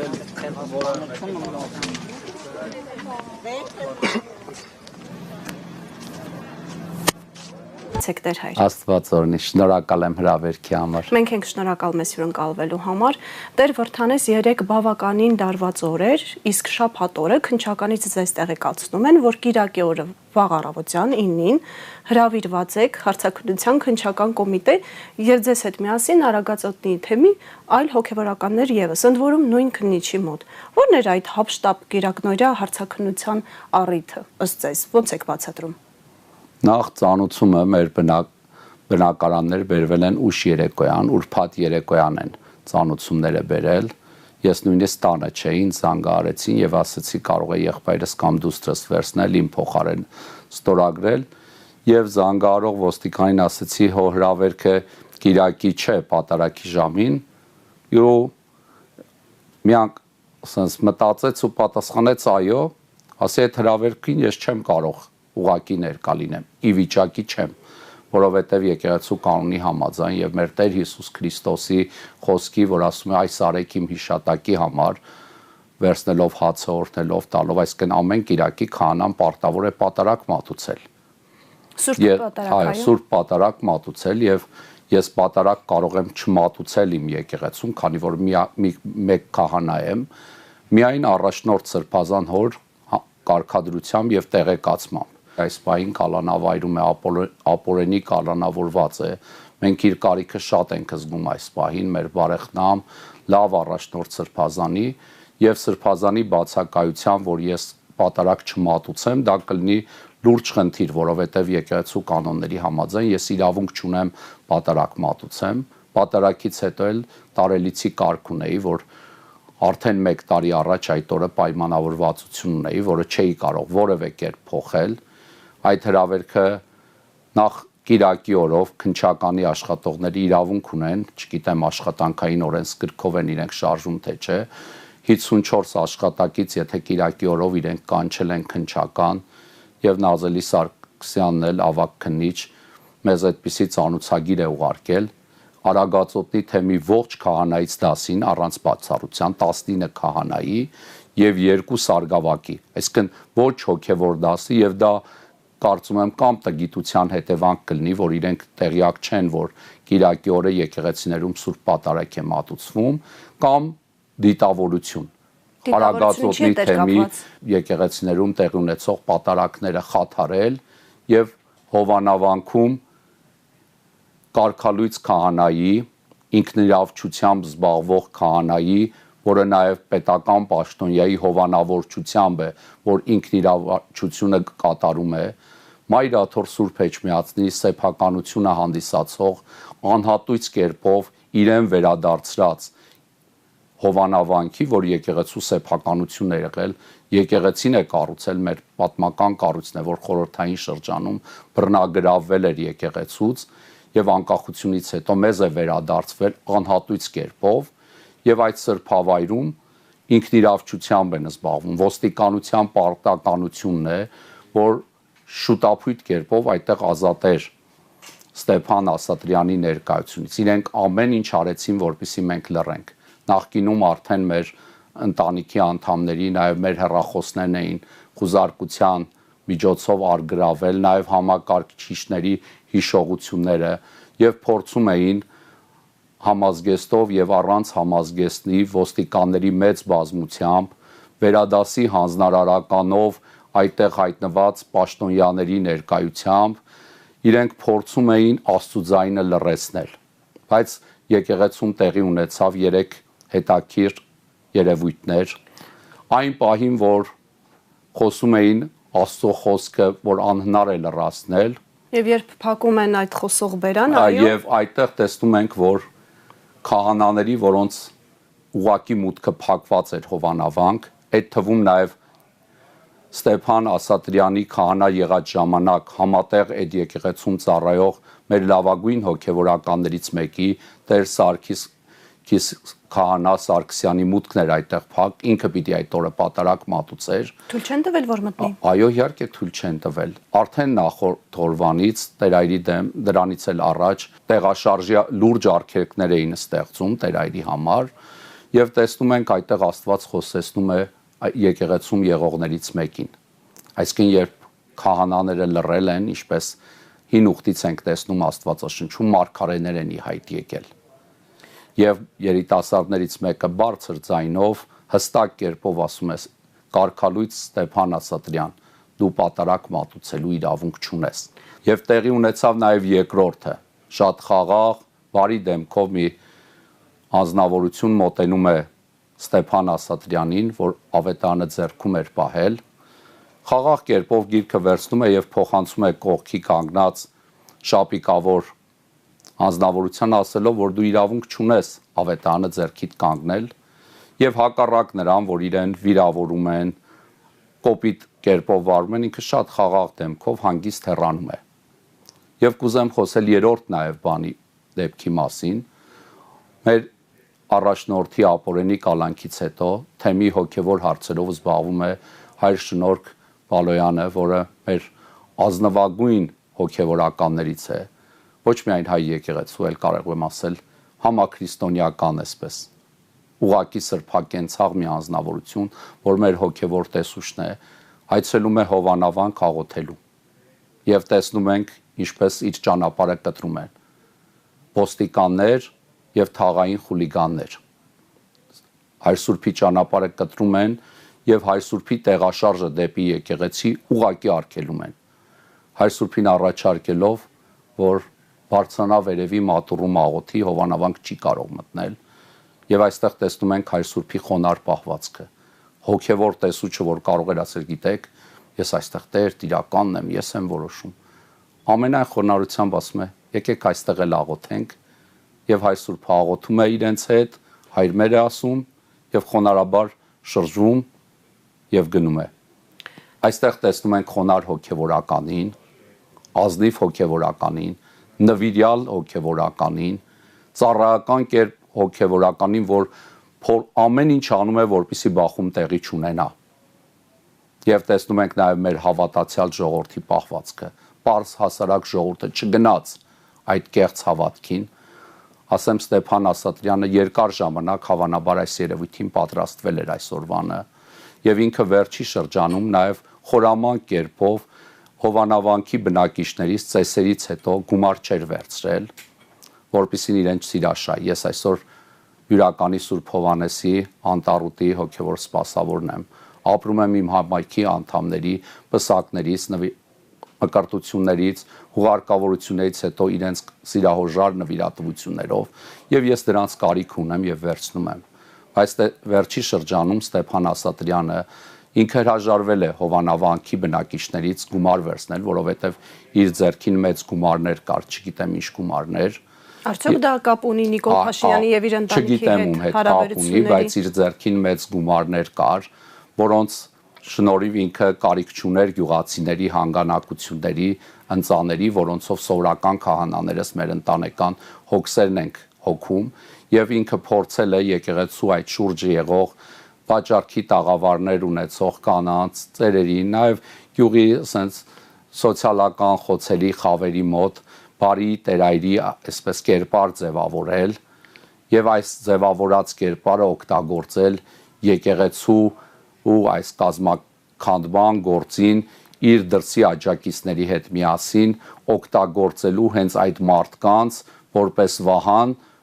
ինքն էլ դրան իրենց հետևում, որպեսի թաքնված մնա։ Գյուղի իրեն հարգող այն մարդիկ, որոնք սրբազան հոր, այսպես ասեմ, ժամանակ, երբ որ ինքը սրբազան հորը նաև, չգիտեմ, sense խոնար քահանայի տպավորություն թողնելու համար հանձնարարականները ինչպես ինքն է ասում կատարել, այդ տերայրը հարգված ու սիրված էր, երբ ինքը իր բարի առաջնորդին փոխարինեց անօրեն եւ սխալ արարքների իրեն ուղղորդող մարդկանցով, իր հեղինակությունը կորավ անմիջապես Հովանավանքի այն բարեպաշտ ժողովրդի մոտից։ Տեր Վրդանես, դուք նշեցիք, որ իր ձեռքին մեծ գումարներ են եղել։ Ինքն է այդ մասին ասել։ Ինքը գումարի կարիք չուներ եւ այդ մարդկանց փորձել է անշահախնդիր տերայրի տպավորություն ստեղծել Հովանավանքում։ Այսինքն մարդկանց գումար է առաջարկել որպես աջակցություն, ինչպես է դա դրսևորվել։ Ինքը ծիսարարողական կյանքում Հովանավանքի բնակիչներից ստացված գումարների կարիքը չի ունեցել։ Որը հանդիսանում է հոգևոր սպասավորի միակ եկամտի աղբյուրը։ Այսինքն ինքը այլ եկամտի աղբյուր է ունեցել։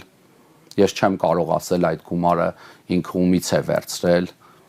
ասենք կարող է, ասենք, չգիտեմ, էլի, ասենք դրսից նաև հակահայ, հակաեկեղեցական ինչ-որ կառույցների հետ ինքը կապերի մեջ է եղել, որոնք իրեն ֆինանսավորել են հակաեկեղեցական այս արշավը, որ հիմա ինքը փորձում է առաջնորդել, այս արշավի համար իրեն նախապատրաստել են, հատուկ հավանաբար իր դեմ նաև ինչ-որ նյութեր են ունեցել իր դեմ, որոնք, այո, ցավոք սրտի, ես ինքս մինչև իր կարգալուծությունը իր կարգազանց ընթացքի մասին իմանալով Սրբազան հոր հետ խոսել եմ, նաև գրավոր եմ գրել այդ մասին Սրբազան հորը, խնդրելով, որ իրեն կարգապահական հանձնաժողովին ներկայացնի իր խնդիրները, որովհետև վեհափառ Այրապետի անունը չէր տալիս, Արագածոտնի թեմի առաջնորդի անունը չի տվել պատարագի ժամանակ, որ կանոնական պահանջը ինքը պիտի տար, Սրբազան հայրը ինքը բարության մի տիպար է եւ մեծահոգության իմ դիմումին խնդրանքի նաև բանավոր քահանայի ժողովի ժամանակ եմ իրեն խնդրել, ինձ պատասխանեց, որ Տեր այր կփորձենք 3 քահանաներ թող հայր Սուրբի հետ 2-3 քահանայով վերստին իր հետ զրուցեն, փորձենք որևէ կերպ իրեն հետ բերել, Սրբազանը ամեն ինչ արեց, սովորաբար այսպես աղմկահարույց դեպքերում մենք լսում ենք կարգապահության կարգալուծության հրամանը, բայց դա երկար ժամանակ է անցնում, թե մի քահանաները կամ առաջնորդը չէ, որ կարգալույծ են անում, այլ մայրաթոռում կա շնորհների բաշխման եւ կարգապահական հանձնաժողով, որը հարցը քննում է ըստ հայ եկեղեցու կանոնադրության եւ եթե արդեն իսկ կարգալուծության արժանի է լինում այս հարցը ներկայացնում են վեհափառ Հայրապետին եւ շատ անգամ եղել է նաեւ որ վեհափառ Հայրապետը ինքն է այդ որոշումը բեկանել, այսինքն վերջնական որ հասնում է վեհափառ Հայրապետին էլ ինքը արդեն արժան է լինում կարգալուծության, այսպես ասեմ նախկին Տեր Արամի կամ Ստեփան Ասատրյանի իրական կերպարը ավելի ակնբախ երևաց այն ժամանակ, երբ Տեր Սարգիս Քահանա Սարգսյանը, որ մեր ազնվագույն հոգևորականներից մեկն է, թոքաբորբով հիվանդացավ եւ հիվանդանոցային բուժման անհրաժեշտություն առաջացավ Տեր այրին, Սրբազան հայրը Տեր այրին որպես փոխարինող, ոչ նախկին Տեր Արամի փոխարեն, նշանակեց ժամանակավորապես Տեր Մանուկին։ Եվ մենք ականատես եղանք ինչպես թաղային, այսպես ասեմ, խուժանին ինքը կարողացավ, ասենք, տարբեր իշխանական լծակներով, նաև օգտագործելով պետական հովանավորչությամբ դուրս բերել Տեր Մանուկի դեմ, Տեր Մանուկը իրեն շատ ասենց համեստ պահեց, Տեր Մանուկը իրականում մեր եկեղեցու փառահեղ հոգևորականներից է։ Ես իմ համար ինքը նաև անձնապես օրինակ է, 44 օրյա պատերազմին ես ինքս կամավոր եմ մասնակցել, բայց Տեր այրը մասնակցել է հենց սենց հատուկ ջոկատայինի կարգավիճակով էլի եւ նաեւ վիրավորում է ստացել Տեր այրը բազմաթիվ ընկերներ ունի, որ կարող էր շատ ավելին այդ հավաքած այդ փողոցային մասայի որ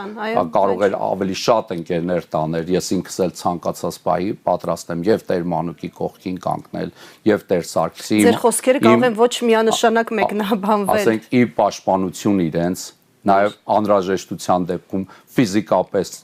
երկու Տեր այրներին էլ պաշտպանելու ցանկացած պահի պատրաստ եմ իմ համայնքի նաև շատ ու շատ անդամների հետ, բայց Տեր այրը այդ ճանապարհով չգնաց, ասաց որ ես ժամանակավոր փոխարինող եմ, եթե չեք ուզում կթողնեմ կգնամ, Տեր Սարգիսը կառողջանա կգա, այսպես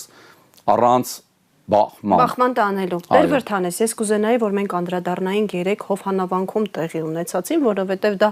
աննախադեպ մի երևույթ էր եւ շատ մարդկանց մոտ բազմաթիվ հարցեր է առաջացրել։ Հովհանավանքում կարգալույծ արված Ստեփան Ասատրյանի կողմից անցկացվող ծեսը ինչ էր եւ դրան Նիկոլ Փաշինյանի մասնակցությունը ինչ էր։ Ինչպես եք բնորոշում։ Գիտեմ, Նիկոլ Փաշինյանը կարող էր որպես Հայաստանի վարչապետ եւ միշտ հնարավորություն է ունեցել մայր տաճարում վարչապետին վայել ձևով գալ, վեհապարի կողքին նոր իր տիկնոջ հետ գահին նստել, լավագույնս մասնակցել եւ Գրիգոր Լուսավորիչ Երևանի մայր եկեղեցում եւ ինչու՞ չէ մայր տաճարում, նաեւ մայր տաճարի բացմանը ես չեմ հիշում, որ ինքը ներկա եղած լինի եւ տեսնում ենք իր սերը հատուկ կարգալույցների նկատմամբ նախկին հոգեվորականների, որոնք տարբեր անօրենությունների պատճառով կարգալույց են եղել եւ չգիտեմ ինչն է իրեն կապում ուրացողների, դավաճանների, կարգալույցների, այն մարդկանց, որոնք տարբեր լրջագույն կանոնական խախտումներով եկեղեցուց դուրս են դրվել։ Խոսքը նաեւ Ստեփան Ասատրյանի մասին է։ Այո, նաեւ Ստեփան Ասատրյանին է։ Իր սերը իր նկատմամբ եւ իր ատելությունը իր կարգի մեջ եղող Տեր Սարգիսի նկատմամբ ի վերջո կեղծ աջակցությամբ կարգալույց Ստեփան Ասատրյանին, որ կոպտագույնս խախտել է եկեղեցական կանոնները 3 անգամ ուղակի մայրաթոռի հրավերքը մերժել է կարգապահական հանձնաժողովին ներկայանալու։ Իսկ ինչ կոմպրոմատի մասին էր խոսքը, Տեր Վրդանես, տեղյակ եք։ Տեղյակ չեմ։ Ուղակի ինքը իրենցից վախենում է։ Ուղակի սարսափած է։ Այսինքն միայն վախն է իրեն կապում իշխանության ներկայացուցիչների հետ։ Ինձ թվում է ես իրեն հիշում եմ այն ժամանակ, որ կարգալույց չէր, լուսավոր հայացք ուներ։ Վերջին անգամ, երբ հայր շնորհքը իրեն մայրաթոռի այդ կարգապահական հանձնաժողովի որոշումն էր տալիս, իր աչքերի մեջ տես այդ լույսի փոխարեն դժոխքի կրակներ, ուղակի սարսափ, ուղակի վախ։ Ես կարծում եմ ինքը շատ վախեցած վիճակում է, ինքը ինքնուրույն որևէ քայլ չի կարողանում անել։ Չգիտեմ ինչ անձեր իր շուրջը պտտվում են, քաղաքացիական հագուստով անձեր իրեն հետևում են, ինքը սարսափի վիճակում է։ Իրեն իր վիճակը նախանձելի չէ։ Ինքը մեր թեմում ծառայության ժամանակ, երբ իր կարգի մեջ էր, շատ սիրված է եղել եւ Սրբազան հոր կողմից, եւ վեհապար Հայրապետի կողմից։ Դիցուկային, որ Երևանում ապրում է Մայրաթոռի Սուրբ Էջմիածնի սեփականություն հանդիսացող բնակարանում։ Ներկայումս ինքը վարում է մեքենա, որ եղել է առաջնորդի մեքենան։ Առաջնորդ Սրբազան հայրը ամենաէժան այդ մեքենայի գնից էլ ինքնարժեքից էլ $500 ավելի էժան եւ ժամանակի ընթացքում գումարը մուծելու վերադարձնելու հնարավորությամբ մեքենան է տրամադրել։ Այն Սրբազան հոր ում դեմ մեղադրանքներ է հնչեցրել։ Եվ ծառայում էր թեմի ամենածիսաշատ եկեղեցիներից մեկում, որտեղ ամսական կարող է լինել ավելի շատ պսակադրություն, քան օրինակ Բյուրականի Սուրբ Հովհաննեսում կամ մեկ այլ թեմի գործող եկեղեցում ամբողջ տարվա ընթացքում։ Տեր Վրդանես, Հովհաննավանքում մենք տեսանք բազմաթիվ մարդկանց։ Այ հետաքրքիր է, հայ առաքելական եկեղեցի պարբերաբար այցելող անձինք նմանատիպ վարքագիծ դրսևորում են, եկեղեցում ասում են, ներողություն եմ խնդրում հեռուստադիտողներից, իրեն նիկոլական բնութագրող, հենց այդ բառով նիկոլական բնութագրող մարդը ասում է, ես թքած ունեմ, թե որտեղ եմ։ Մյուսը հայհոյախառն խոսակցություն, բռնության տեսարաններ։ Այնտեղ տեսա բռնի վերաբերմունք։ Եվ ես այնտեղ որպես մարդիկ նկատեցի լրագրողների միայն, ցավոք սրտի լրագրողներից բացի, այնտեղ գիտակից մարդկանց լուրջ պակաս տեսա, այսինքն մարդիկ չէին հավաքվել այնտեղ, այնտեղ կային կամակատարների մի խումբ, որ վարչական, պաշտոնական դիրքի հանգամանքով ստիպված ներկա էին, նկատեցի նաև մարդկանց, որոնք բացակա էին, որ կուզեին ոմանք իրենք այնտեղ լինեին իրենց շրջանակից, բայց խուսափել էին գալուց, բայց տեսա նաև ազնիվ պահվածքը լրագրողների, որոնք իրենց աշխատանքն էին անում։ Էկոնոմիկայի նախարարի խաչակնքվելը, ասենք պատգամավորներից մեկի աղոթքով խաչակնքվելը, ասենք չգիտեմ, մեկը ձախ ձեռքով, մյուսը գլխարկով, կանայք առանց գլխաշորի, հասկանում ես մարդկանց մի խումբ է հայտնվել այնտեղ, որոնք երբեք պատարակի չեն մասնակցել։ Իսկ ծափահարություններ եկեղեցում թույլատրվում են։ Այդտեղ պատարակ չէր, որ ծափեր չլիներ, դա թատրոն էր, եւ թատրոնը ծափեր է ուզում, եւ ծափերում պիտի նվիրված լինեն։ Շոուն կազմակերպողին, ռեժիսորին եւ գլխավոր դերասանին։ Դերասանին եւ ռեժիսորին, եւ այդ ռեժիսորն ով էր։ Այստեղ կարծում եմ բոլորը դերասաններ էին, որոնք ռեժիսորը կարելի ասել կարող է նույնիսկ Հայաստանում չէր։ Կարծում եմ այս թատրոնի ռեժիսորը Փաշազադեն է, որ Բաքվից իր 4 հայտարարությունից հետո տեսնում ենք հարձակման ալիք եկեղեցու վրա։ Հայտարարություն է անում Ադրբեջանի հոգևոր առաջնորդը եւ տեսնում ենք հարձակում եկեղեցու վրա։ Այստեղ տպավորություն է, որ փորձում են եկեղեցուն լռեցնել Արցախի սրբավայրերի այսօր ոչնչացման հարցի շուրջ, գերիների վերադարձի հարցի շուրջ, արցախցիների իրենց հայրենիք վերադարձի շուրջ, ազգային, հոգևոր, մշակութային մեր արժեքների պահպանման շուրջ։ Եվ այստեղ տեսնում ենք նպատակ ուղղված եկեղեցու վարկաբեկմանը, համատարած։ Իրենց նպատակը եկեղեցին վարկաբեկել եւ կազմաքանդելն է։ Այն ճանապարհը, որ ընտրել են վարկաբեկելու եւ կազմաքանդելու համար, արդյոք աշխատող մեթոդ չէ։ Այս մեթոդը չի աշխատում այսօր Փառք Աստծո, որովհետեւ ունենք Վեհափառ հայր, որ մեր գլխին է, եկեղեցու գլխին ամուր գավազանով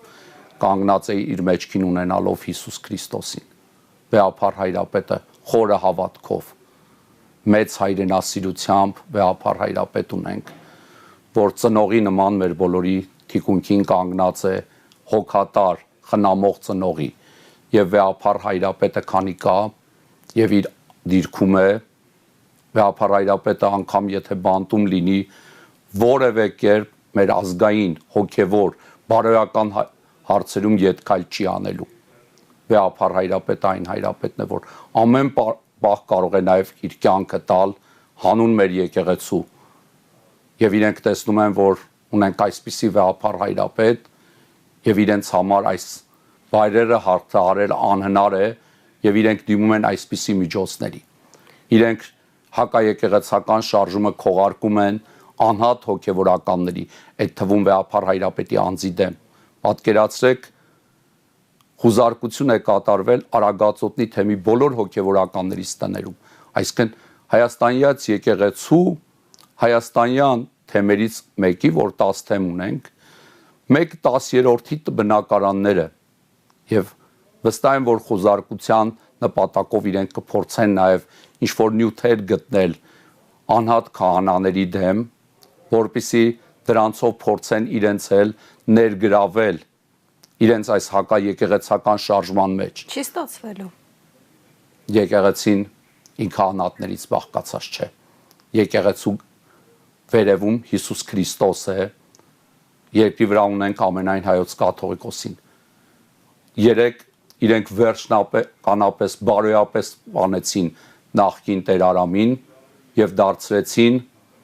ոչ միայն Ստեփան Ասատրյան, այլ հերձվածող, նզովյալ Ստեփան Ասատրյան, բայց իբարս մեր եկեղեցու 3 ձեռնադրություն կար եւ Տեր Մարկոս Սրբազան Հակոբյանի ձեռամբ Վեհափառ հայրապետի օրհնությամբ 6 նոր քահանաներ ծնվեցին, այսինքն եկեղեցին այսօր ինքը ապրող օրգանիզմ է, մեկ չարի կողմից սպանված, բարոյապես սպանված նկատի ունեմ, նախկին հոգևորականի փոխարեն եկեղեցին աճեցնում է 6-ին, այսինքն մեկ սպանված զինվորի փոխարեն ավելանում են 6 զինվորներ։ Տեր Վրդանես, բայց նախկին Տեր Արամը միակը չէր։ Հովհանավանքում ներկա էր նաև գործող քահանա Տեր Տարոն քահանա Հունանյանը։ Այո, Տեր Տարոն քահանա Հունանյանի հարցը այս բային քննության փուլում է եւ իր մասին որպես սոցիալ քահանայի ես ինձ իրավունք չեմ վերապայի քննադատական խոսք հնչեցնել, բայց իր նաեւ երեկվա պահվածքը խոսում է ոչ կարգի մեջ եղող քահանային հարիր պահվածքի։ Իրենք հավանաբար փորձում են այս փուլը հաղթահարելու, եթե Աստված մի արասե վեհապար հայրապետը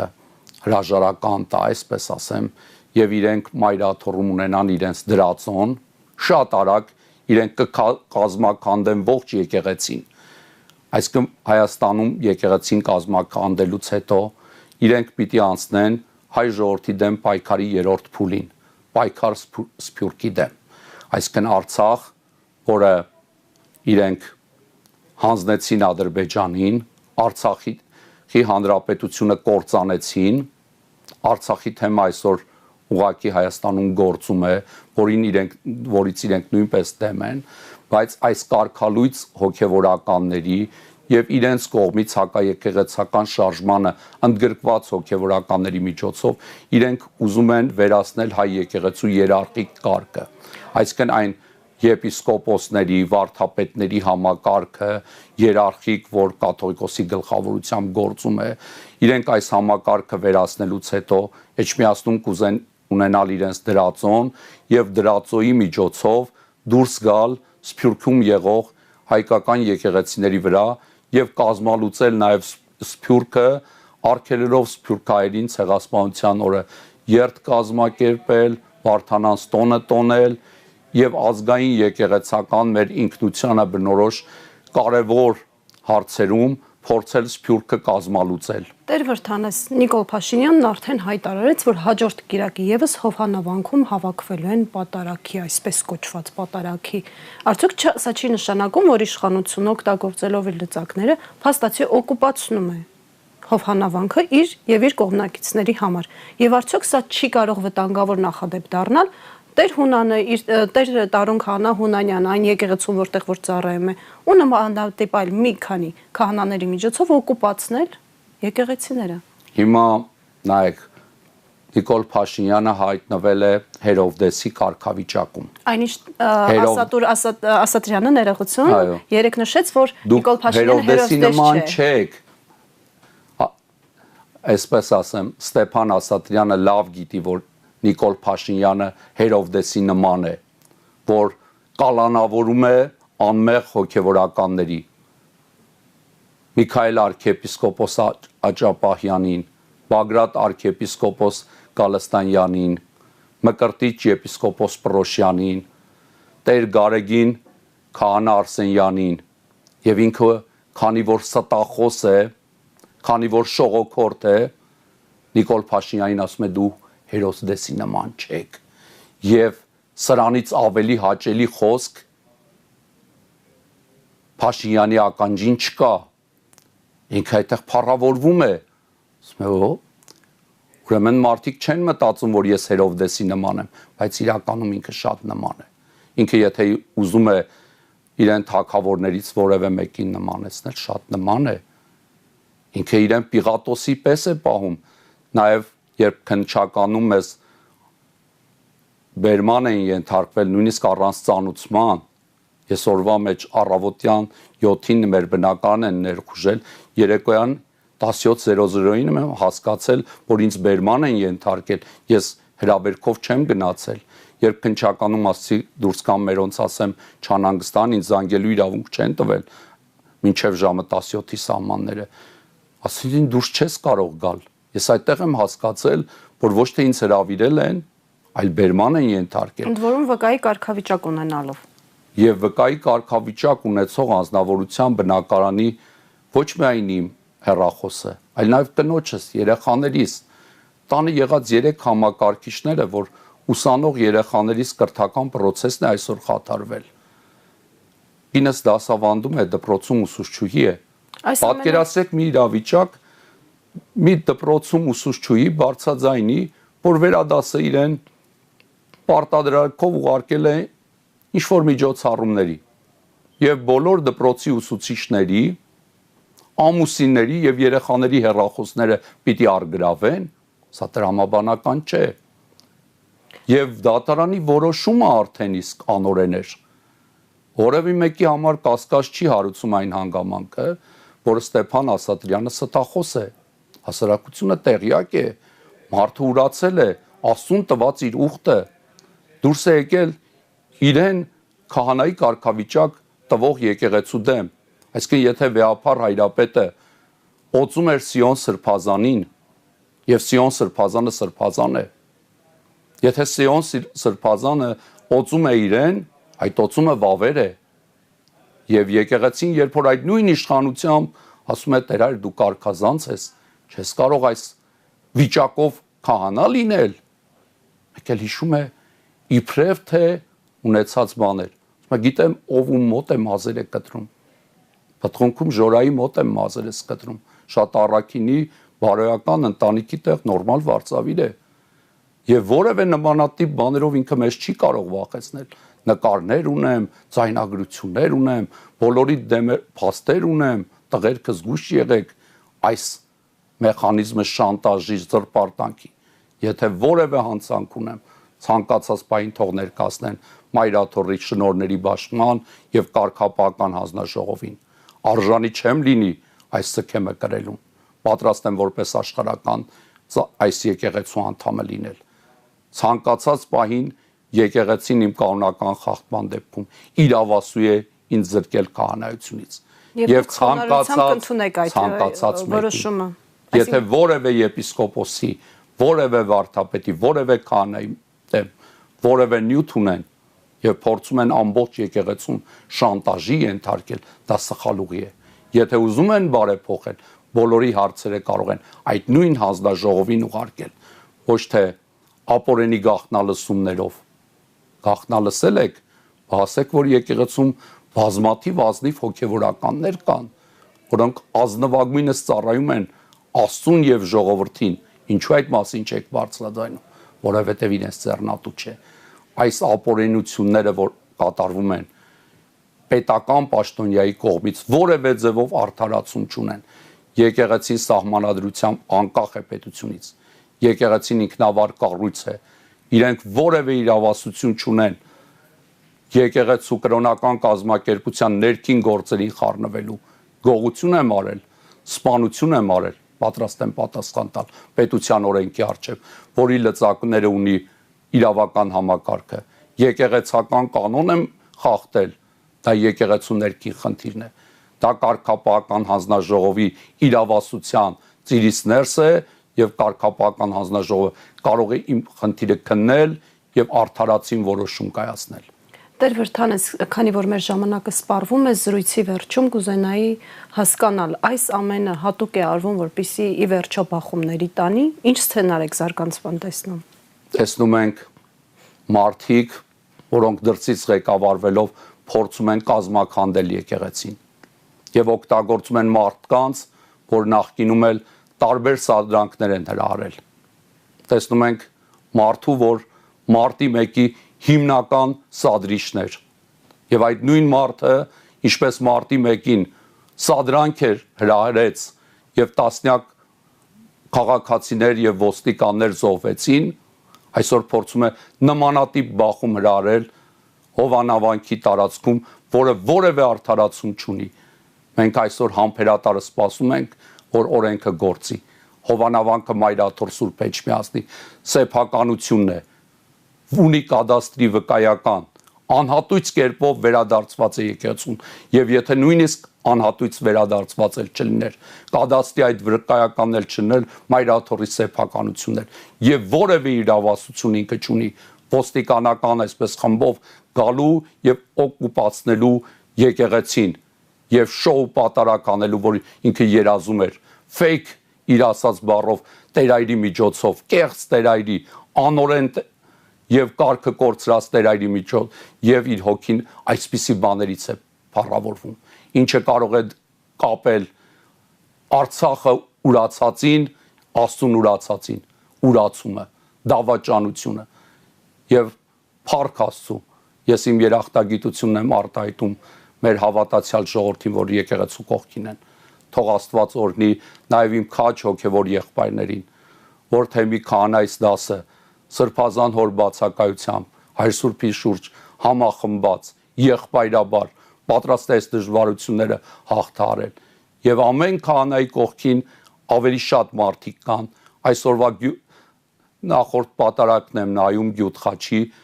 բոլոր եկեղեցիները լեց ունեն հավատացյալ ժողովրդով։ Իրական պատարագ մատուցվեց։ Բացի բոլոր եկեղեցում որևէ քահանա իր ծառայությունը չլքեց, ապօրենի կոչով չգնաց, վստահ եմ, որ դրանք կփորձեն նաև դա մեր դեմ ապօրենի կերպով օգտագործել, չնայած մենք հայտարարություն ենք տարածել, իրենք պարտավոր են մեզ 2-3 օր առաջ ծանոթագիր ուղարկել օրվա աշխատանքային ժամին մեր բնակարան կամ եկեղեցի բերել եւ մենք էլ փաստաբանի հետ համաձայնեցնելով կարող ենք գնալ քննչական, որովհետեւ տեսնում ենք առանց փաստաբանի գնալու դեպքում մեր իրավունքները ոտնահարվում են մեր հայրենիքում եւ մեր իրավունքները մեզ չեն ծանոթվում պատշաճ կերպով, իրավունքի կոպտագույն խախտումներով եւ տեսնում ենք, որ այս իրավիճակում մեր հավատացյալ ժողովուրդը մեր կողքին է, այլևս ժողովրդի աչքերը բաց են եւ ստախոսի տարածած ստերին չեն հավատում։ Մենք այսօր աղոթում ենք մեր կալանավայրում եղող սրբազան հայրերի համար, մեր հոգեվոր եղբոր Տեր Գարեգինի համար։ Հիացմունքով եմ Տեր այրի նկատմամբ լցված մեծագույն։ Թող երևի նախանց բառը անհարմար բառ է, բայց ինչ որ առումով նաև Տեր այրին նախանձում եմ, որ այսօր ինքը որպես թեմի դիվանագետ, մեր թեմի լավագույն գրագետ հոգևորականներից մեկը, ինքը այնտեղ է, որտեղ թեմի դիվանապետն է եղել, թեմի թղթաբանություն է վարել։ Տեր այրը իմ ուսանողական շրջանում իմ հետ սովորել է գրագետ, խոնար, ազնիվ քահանայի կերպար։ Այսօր մեծ ցավ ունեմ մեր թեմի հաշվապահի Տիկին Նայրայի տնային կալանքի համար, բայց էլի գոհ եմ, որ ինքը տանն է, իր ընտանիքի սիրով շրջապատված, իր դուստրերի խնամքի ներքո, էլի փառք Աստծու, վստահ եմ, որ Աստծու օգնությամբ մենք հաղթահարելու ենք այս խնդիրները եւ շարժվելու ենք առաջ։ Թող որևէ մեկը չկասկածի, որ այսօր էլ մեր եկեղեցում եւ Արագածոտնի թեմում ունենք քահանայից մի դաս, որ ոչնչից չի վախենում, ոչ շանտաժից, ոչ ահաբեկումից, ոչ կոմպրոմատներից, որ կարող են ցանկացած ձևով իրենք մեզանից ստանալ, սարքել, մենք պատրաստ ենք եւ նահատակության, եւ օրենքի արժեվ պատասխան տալու, եւ պատրաստ ենք նաեւ եկեղեցու կարգապահական հանձնաժողովի արժեվ մեր խնդիրները ներկայացնելու խոնար կերպով եւ եթե արժանի ենք այս եկեղեցում ծառայելու, շարունակել մեր ծառայությունը եւ վստահ ենք, որ Աստված մեզ պիտի օգնի նաեւ դուրս գանք այս դժվար իրավիճակից իր օգնականությամբ եւ մեր ժողովրդի մեր եկեղեցու նավը հասցնել խաղաղ նավահանգստի եւ ինչպես ստացել ենք մեր պապերից, հայրերից, փոխանցել մեր սերունդերին։ Տեր Վրդանես, շնորհակալ եմ հետաքրքիր զրույցի համար։ Աստված օրհնի ձեզ, շնորհակալ եմ նաեւ հրավերքի համար։ Թող Աստված օրհնի նաեւ մեր հեռուստադիտողներին, մեր ազգին առավել սեր ու միաբանություն ապարգևի, որպեսզի դուրս գանք այս ծանր իրավիճակից ավելի զտված, ավելի ամուր Աստծո օգնականությամբ։ Տիրոջ շնորհը եւ խաղաղությունը լինի ձեզ հետ եւ մեր ողջ ժողովրդի հետ։ Աստված պահապան բոլորիդ։ Շնորհակալություն։ Հիշեցնեմ այսօրվա մեր հյուրն էր Արագած Հայ առաքելական Սուրբ Եկեղեցին մշտապես կանգնած եղել մեր զինվորի կողքին եւ նրա դերը անկնահատելի եղել մեր պատերազմների ժամանակ։ Անմասն չմնաց նաեւ 44-օրյա պատերազմը, երբ հայ առաքելական եկեղեցու եպիսկոպոսներ, քահանաներ, սարգսավարներ նետվեցին առաջնագից, որպեսզի սատարեն եւ նեցուկ լինեն հայ զինվորին։ Այդպիսի մի քահանա է նաեւ Բյուրականի Սուրբ Հովհաննես Մկրտիչ եկեղեցու քահանա Տեր Վրդանես Պաղելյանը, ով առաջին օրերին հանելով եկեղեցական իսկեմը հակավ զինվորի համազգեստ եւ կանգնեց առաջնագծում։ Այսօր մենք զրուցելու ենք հենց Տեր Վրդանեսի հետ, ով կպատմի պատերազմական օրերից եւ ամենակարևորը կնշի իր պատկերացմամբ այն բոլոր ճանապարհները, որոնք մեզ պետք է տանեն Արցախ։ Տեր Վրդանեսը այսօր էլ է պատրաստ կանգնել հայրենիքի համար, ավելին պատրաստ է նաեւ իր հետ տանել որդիներին։ Լսենք Տեր Վրդանեսին։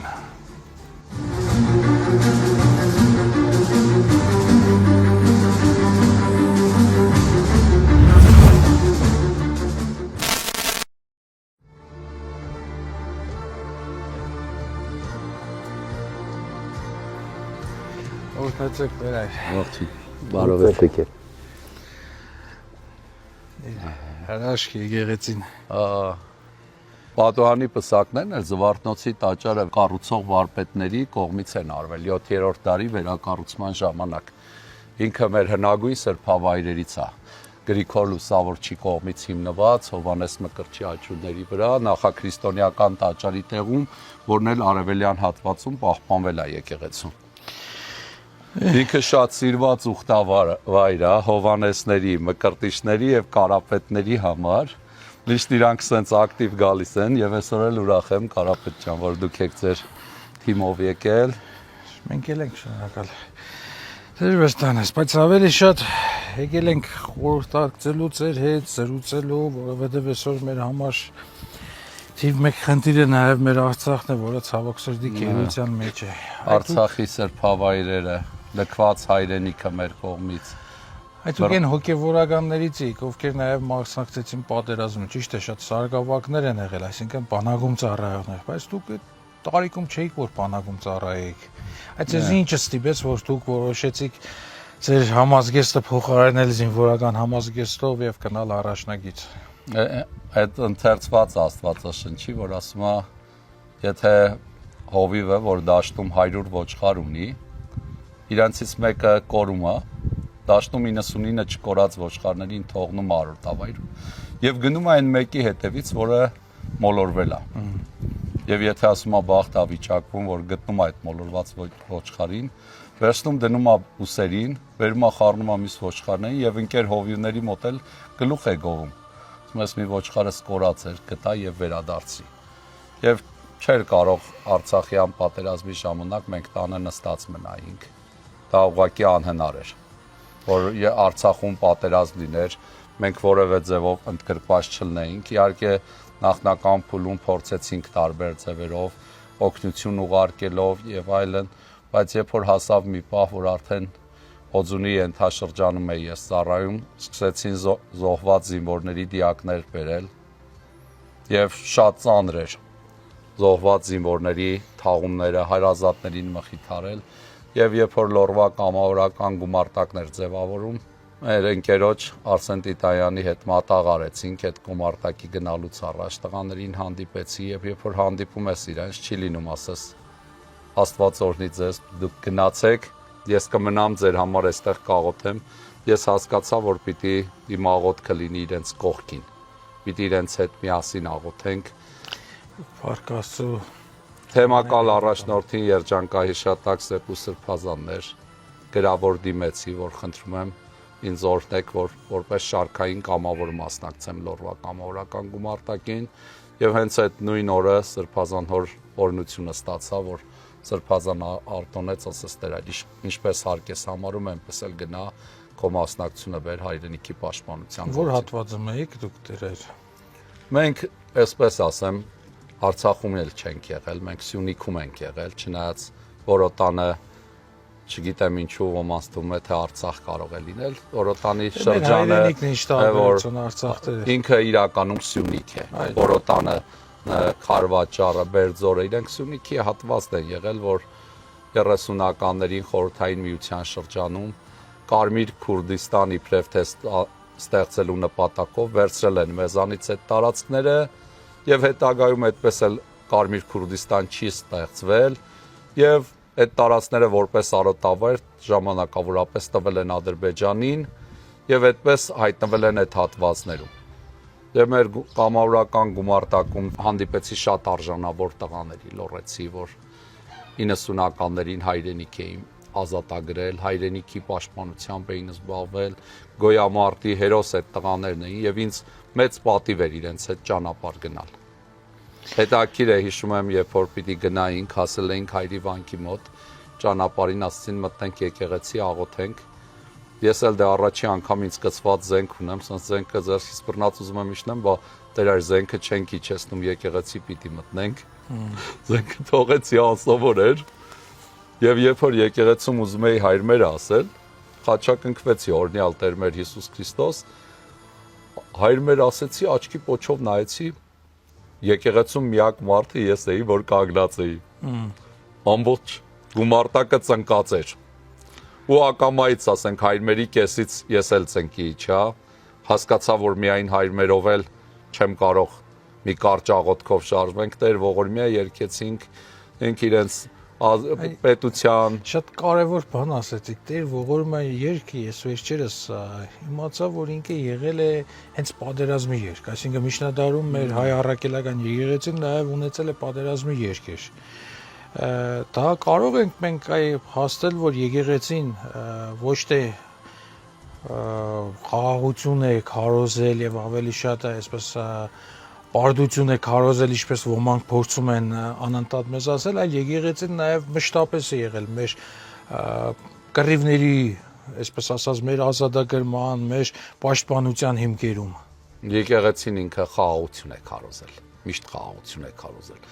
Իմ համար որպես եկեղեցական խաղաղությունը մեծագույն արժեքն է, անկախությունը, ազատությունը։ Եվ այդ արժեքի համար եկեղեցին չէ, մեղավոր, որ մենք պարտություններ ենք կրել, ինչպես ինչ որ առումով նաև պատրաստ լինես զոհաբերությունների։ Եվ հայրենիքի համար զոհվելը Քրիստոսի օրինակին հետևելը։ Իսկ այդ ոմանց, ասեմ, իրենց վախկոտությունը, այդ որ ասողների հիմնական այդ վախկոտ խավի ասողների, որ իրենք թվում է թե եկեղեցու շնորհիվ են իրենք վախկոտ։ Հակառակ ասեմ, իրենք վախկոտ են եկեղեցուց հեռու լինելու պատճառով։ Իրենց այս վախը, թերահավատությունը գալիս է հենց Աստծուց հեռու լինելուց։ Իսկ Աստծուն մոտ եղողները, հարության հույս ունեցողները, հավիտենական կյանքի հետ հույսով ապրող մարդիկ չեն կարող վախկոտ լինել, եւ դրա լավագույն օրինակներ մեր գումարտակում եղող են 90-ականներին կռված տղաները, որ սնարյատը իրենց կողքը պայթում էր, իրենք աչքներն էլ չէին թարթում, ուղղակի չէին թարթում։ Մեր նոր գնացածներին էլ ասում են, գիտեք, ձայնը նից արագա սնարյատ է գնում, որ ձայնը լսում եք արդեն ընկել է, որն էլ մեր վրա կընկնի, դրա ձայնը չենք լսել, մենք դրա ձայնը չենք էլ լսելու։ Եվ տեսնում ենք մարդկանց այդ քաջ ոգին։ Եվ անկեղծ ասեմ, ես որպես շարքային էի գնացել իրենց հետ, իրենք ինձ այնտեղ որպես տերայր են հարգել։ Հենց առաջի օրը եկան, բա քո տեղ խրամ բջիջ կփորենք, բան։ Իրենք իրանց էլ չեն փորել, ուզում են քո համար փորեն։ Ասի տղեր ջան, գնացեք, փորեք, եթե ես փորած չեմ լնի, կգաք իմ, իհարկե ես առողջ միջին տարիքի մարդիներով դրա խնդիրը չունեմ։ Իհարկե շատ վատ հարց եմ տալու, բայց այսօր հասարակության մեջ այդ հարցը մշտապես կա։ Մենք չենք կռվել, մենք չկռվելու պատճառով պարտվեցինք։ Կռվելու խնդիր չէր, պատերազմը ղեկավարելու խնդիր էր։ Ցավոք սրտի ռազմաքաղաքական ղեկավարության այդ մի հիմնական մասը, մանավանդ քաղաքական թևը, նախկին բանակի ծառայությունից տարբեր պատճառներով, մի մասը հոգեկան հիվանդությունների պատճառով, մի մասը գումարով ազատված, բանակից փախածների այդ խումբը, որ քաղաքական այդ թևն էր, նաև իրենց կողմից վստահության պակասը ռազմական թևին ղեկավարելու գենշտաբին, այդ գեներալներին, մարտական փորձ ունեցող, հիշում եմ 90-ականներին Վազգեն Սարգսյանը գնում էր այդպիսի գեներալներին, որ ռուսական, հունական այդ դպրոցներն էին անցել, հրավիրում էր Հայաստան, բերում էր պայմաններ էր ապահովում, շատ լավ հիշում եմ Օծունի եկեղեցու վերականգնման հիմնադրամի համանախագահն էր Արկադի Տեր-Թադևոսյան, ասում է Վազգեն Սարգսյանը եկավ, խոսեցինք, ես անկախ ինձանից համաձայնվեցի, որ պիտի գամ Հայաստան ու բանակում լինեմ, եւ իրա գնալուց հետո մտածում եմ ընտանիքիս ոնց բացատրեմ, որ մենք արդեն պիտի գնանք Արցախ։ Այսինքն իսկ հիմա այդ արդեն եղածներին չէին թողնում, որ բանակը ղեկավարեն, որտեվ իրենք չէին վստահում նրանց, իրենք էլ ապաշնոր էին, բանակը ինքը բարդ կառույց է, ղեկավարելու, համարելու, մոբի միջոցով ճիշտ անհրաժեշտ մարդկանց բերելու, թողեցին կամավորական խմբերի վրա, որոնք դժվար ղեկավարելի են, պետական կառույցը ինքը չէր գործում, չգիտեմ, ասենք լրատվական բաժնի աշխատակից աղջիկ կար, որ, չգիտեմ, երեկոյան 5-ին գնում էր տուն, իր Facebook-յան այդ տեղեկատվական էջը դադարում էր տեղեկատվություն տալ, Մեկ էլ տեսնում էինք, ասենք մի խումբ կար, որը սենց անլուրջ մարդկանց խումբ, որ իրանք իրավասու չեն տեղեկատվություն ապահովել մեր համար, անլուրջ հայտարարություններով հաղթելու ենք, էս ենք անելու, նմանատիպ անլուրջ հայտարարություններ, երբ որ առաջնագիծը իրենք չէին կարողանում ղեկավարել։ Իսկ ինչ է ձեր համար Արցախը։ Սոսկ հայրենիք։ Հայրենիք բառի հետ սոսկը արդեն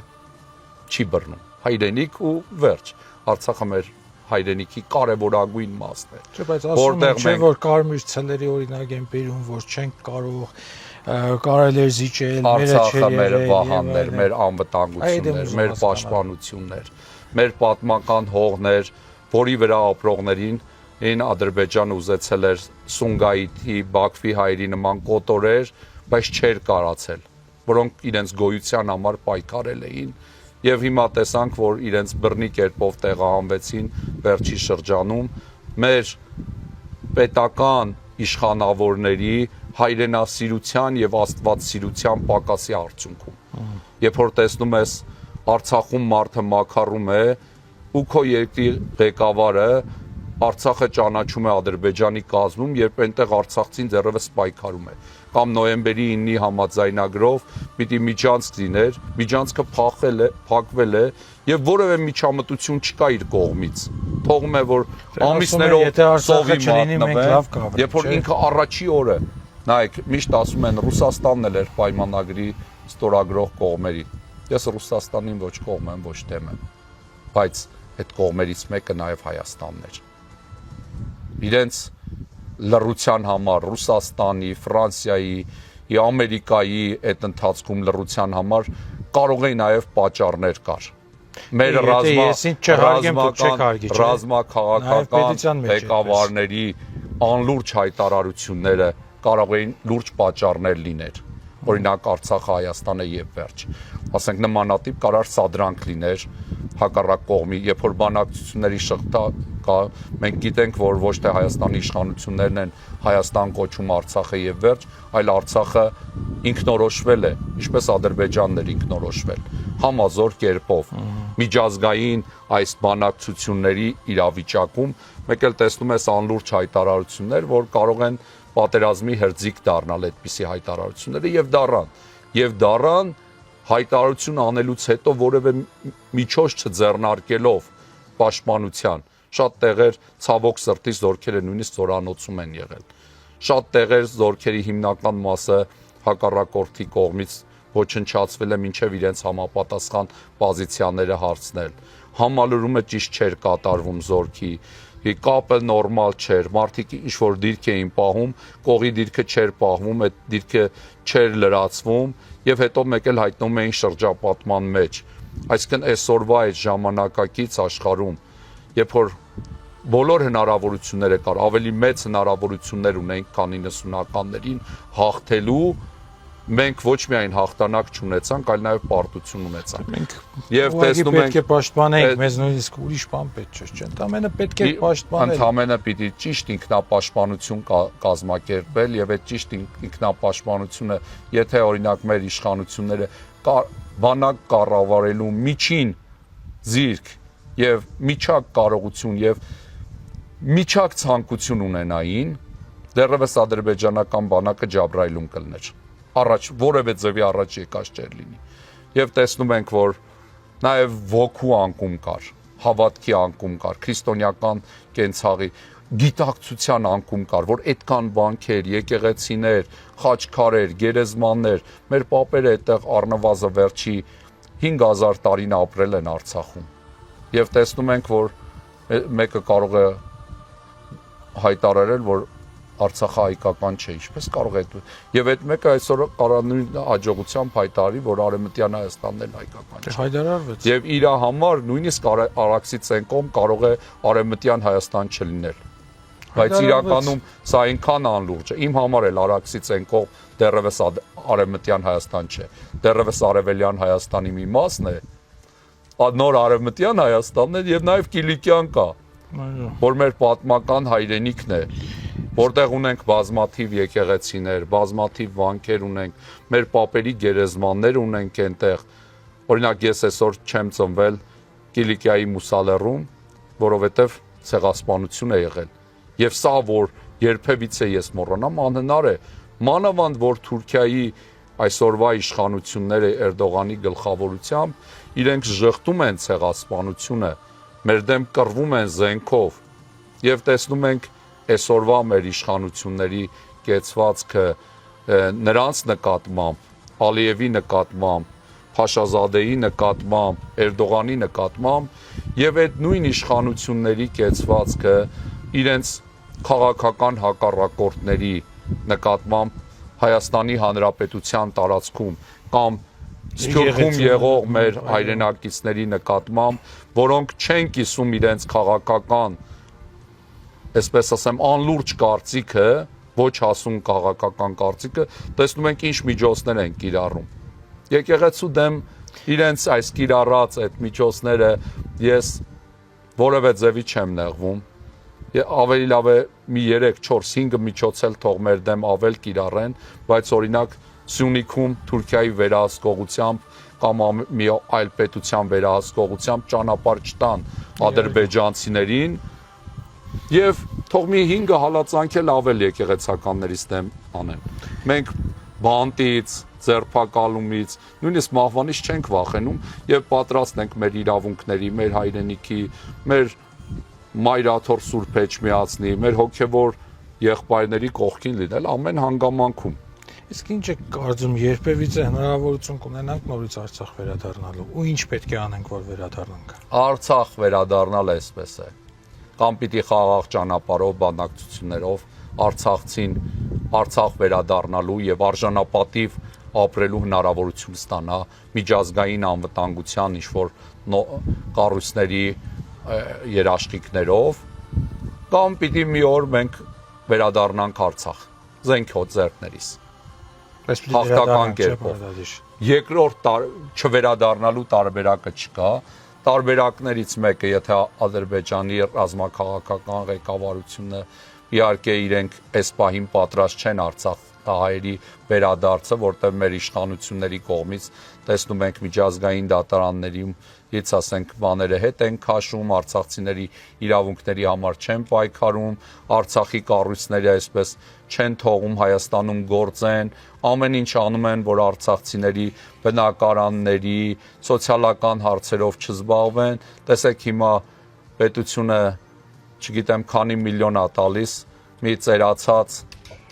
չգիտեմ, աստղի Հայաստան բերելու համար, երբ որ այդ աստղին Հայաստան բերելու գումարով կարելի էր 100-ից 150 արցախցի ընտանիքի բնակարանի հարց լուծել։ Բայց այդ բնակարանի հարցը չի լուծում։ Ամենակարևորը զենք առնելն է։ Զենք առնել, այսպես ասեմ, այս իշխանությունների պարագային դա էլ է անիմաստ, որտեղ իրանք զենք օգտագործող ծելու ունակ, ասենք, իշխանություններ չեն։ Մեր, ասենք, Ալիևը ժամանակ ունի մտածելու, ամենաշատ կորցնողը ինքը կլինի, եթե Հայաստանում իշխանափոխություն լինի եւ ստիպված կլինի իրավական բանակցություններ մեր հետ վարելու։ Եվ տեսնում ենք այսօր ապօրենի ձերբակալումները սկսած Բագրատ Սրբազանի, Միքայել Սրբազանի ապօրենի ձերբակալումները սկսած եկեղեցական են հզոր բարերարների, ասենք Սամվել Կարապետյանի նման ազգային բարերարի, որ 180 միլիոնից ավել պետությանը ներդրում է արել, ասենք բարեգործական, միայն Ստեփանակերտի հիվանդանոցը 25 միլիոն դոլար է արժեցել։ Նայում ես, ասենք, մեկ էլ բարձում է ինքը ճակերտավոր բարերար է։ Եվ եղբայրը շատ դիպուկ ասեց, այդ ճակերտավոր բարերարի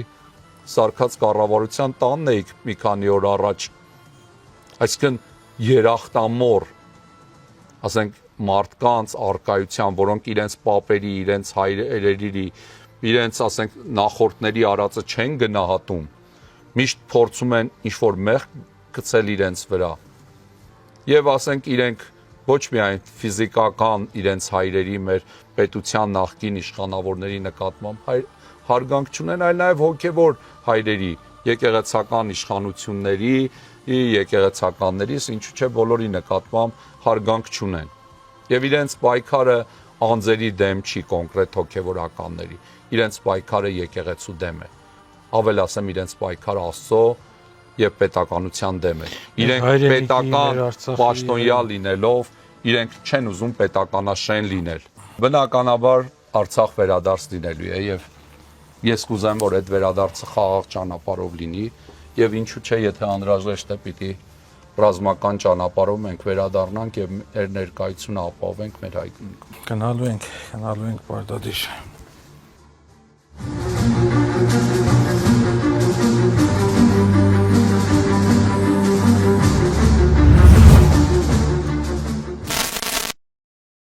Պահպանիչ եւ հույս հավատացելոց Քրիստոս Աստված մեր, պահյա, պահպանի եւ որդյա, ազգս հայոց, եկեղեցիս Հայաստանյայց, զորավարս եւ զինվորյալ մանկուն տծնոցին, ընթովանյավ սուրբ եւ պատվական խաչիվետ քովի խաղության, փրկյա երևելի եւ հանրևույթ թշնամույն, արժանավոր